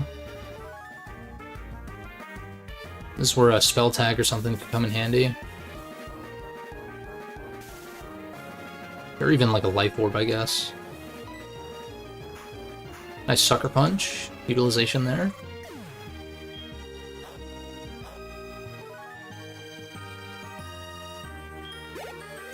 Yeah, honestly, the 60 FPS battle option, assuming that's in Aurora Crystal, that alone I think would maybe justify. But I'm going to continue this playthrough and just go through it anyway, because who knows when that'll launch. It could be another year or 2 or 3 or whatever from now. Who knows, right? If you'll hear anything about it, then do let me know. But just, you know, obviously don't harass anyone who's developing it, because that's not cool. People have other stuff going on and all that. It's actually nice of them to even, like, go out of their way to make these hacks when it doesn't, you know, pay for their time or anything like that, either. Which is neat. I kind of wish we lived in a world where, like, Game Freak or the Pokemon Company would hire them to do such projects. Even if it would mean having to pay, like, I wouldn't even necessarily mind. Because these ROM hacks are so great and all that. But yeah.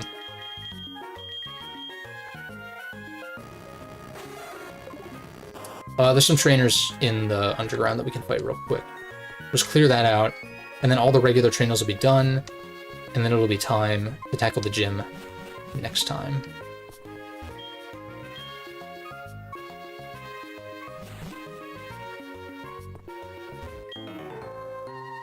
Yeah, that would be a good timeline. I agree. Well, because it's not unheard of for stuff like that. I know, like, Valve has done some stuff like that. Like, Black Mesa was a remake of Half-Life 1. And I'm pretty sure it was fan-made, and then Valve, like, allowed them to make the project and, like, finish it and stuff. And they might have even financially backed it to some extent, don't quote me on that. And then allowed it to be released on Steam, like, and allowed them to charge for it and shit. So it's like, that's pretty sick. I know, like, Sonic Team / Sega are really positive, I want to say, about fan games and the like. This would be a good use for Aerial Ace, by the way. But, it's fine.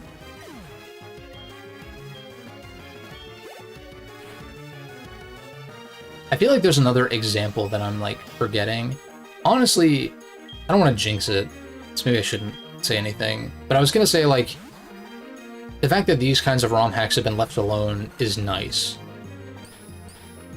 Like, it's interesting because whenever someone who doesn't know anything about ROM hacks brings it up, it's, like, always about Pokemon Prism or whatever, or Uranium, or like, there were some that got taken down for one reason or another, but there's so many that are still out there and have been out there for, like, decades at this point, to where I'm like, it's like I want to let these people know whenever they mention, like, oh, you shouldn't make a Pokemon ROM hack, or, like, whatever, or like, oh, don't they take those down? It's like, no, not really. Knock wood.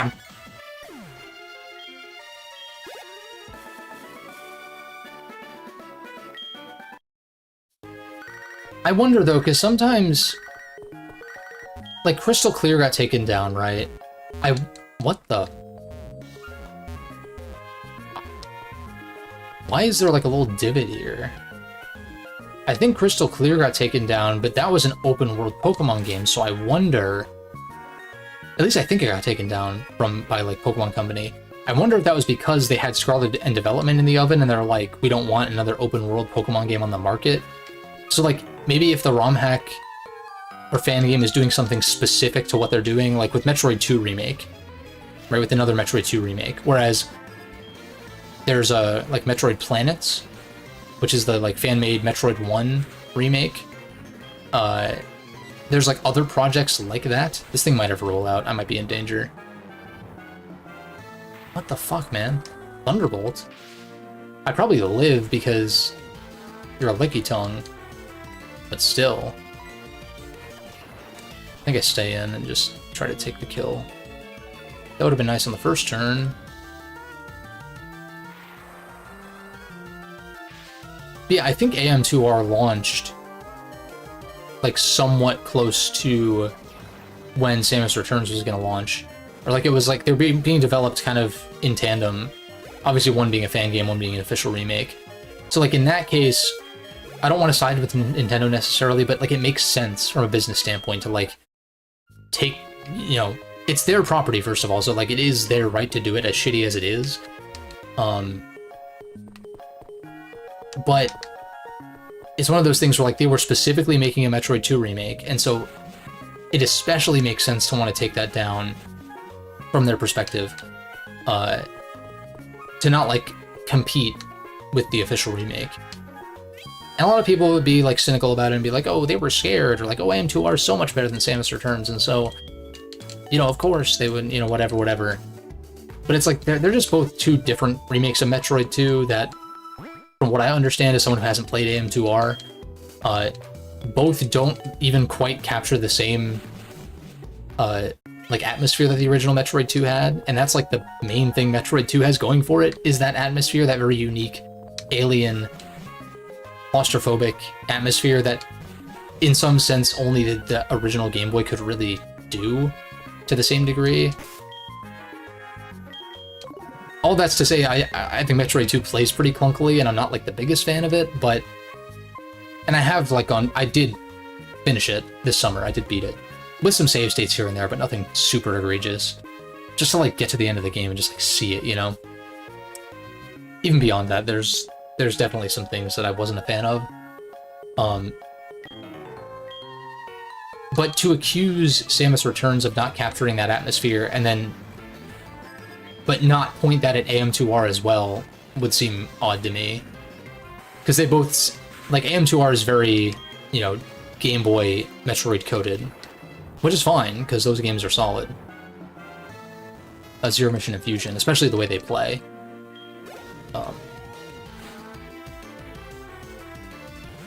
But yeah, I don't know how I got even into this. I guess I was talking about fan games and shit.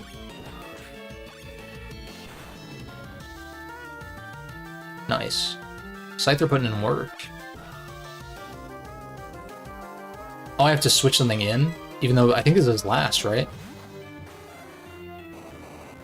It'll be... Oh, it's not his last. Never mind. Be-doo-ba-da-beep.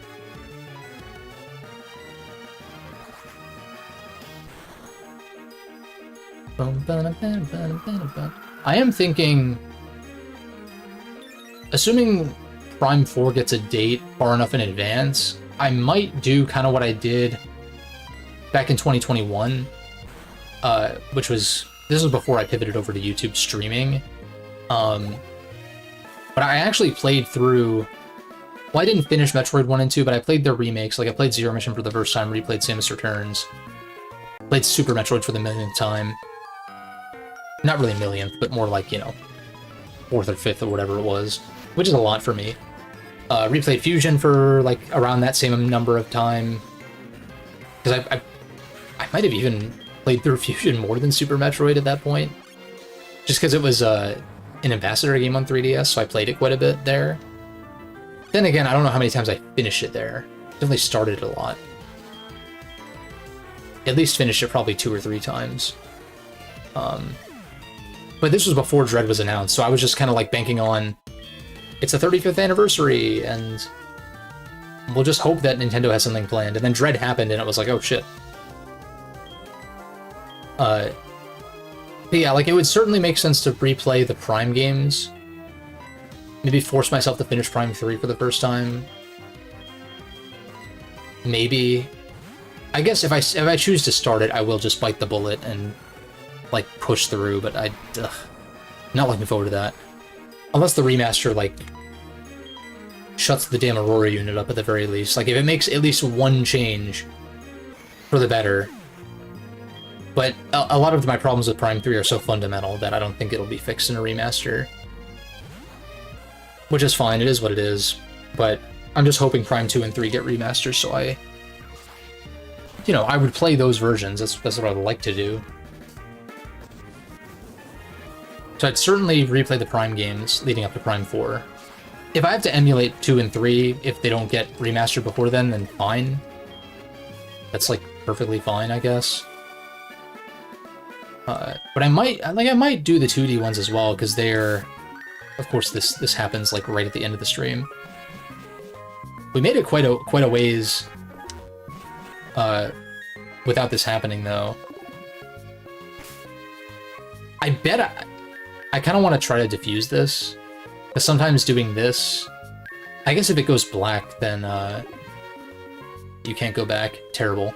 But point being... I don't think you can fix this. If it's all pixelated, you can. I think if you go into, like, new tabs... I'm gonna save, and then I want to see if I can make it to the Pokémon Center blind, real quick.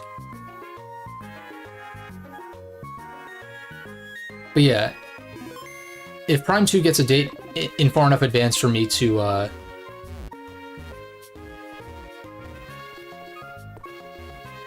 listening to the thuds.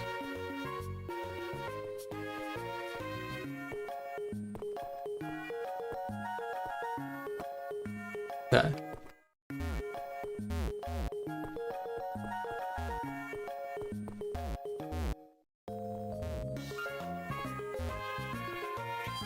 Nice.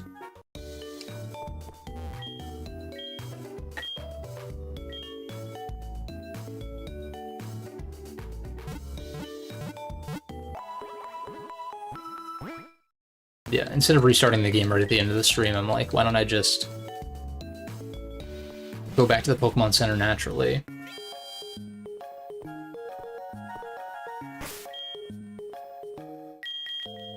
Squad seems good. I'll lead Scyther. I'll change it to Technician before next time. I might change the natures, like, I guess. I don't really... It's starting to bother me less and less the more I think about it, unless it's, like, literally, like, modest Scyther or something. Yeah, we'll go ahead and make a save, call it for next time. And yeah, we'll take on Whitney. Probably even get Morty done next time too, just because I want to say those routes next to Ekrutik on either side are blocked in this hack. Then there's not, like, I can't, like, go to Olivine and, like, fight all the trainers there and do the lighthouse beforehand. Not that I would necessarily want to do that. It's, like, kind of overkill. Hence why they probably blocked it off, because it's like, you don't really need to train that heavily. But it's like, there's, like, that one route above the Sudowoodo, and then there's the Burn Tower. And you fight a Rocket Grunt in the theater or whatever. There's not a whole lot to do. Point being, there's not a whole lot to do between Whitney and Morty, so we probably do both next time, and then work our way towards Olivine, and kind of go from there.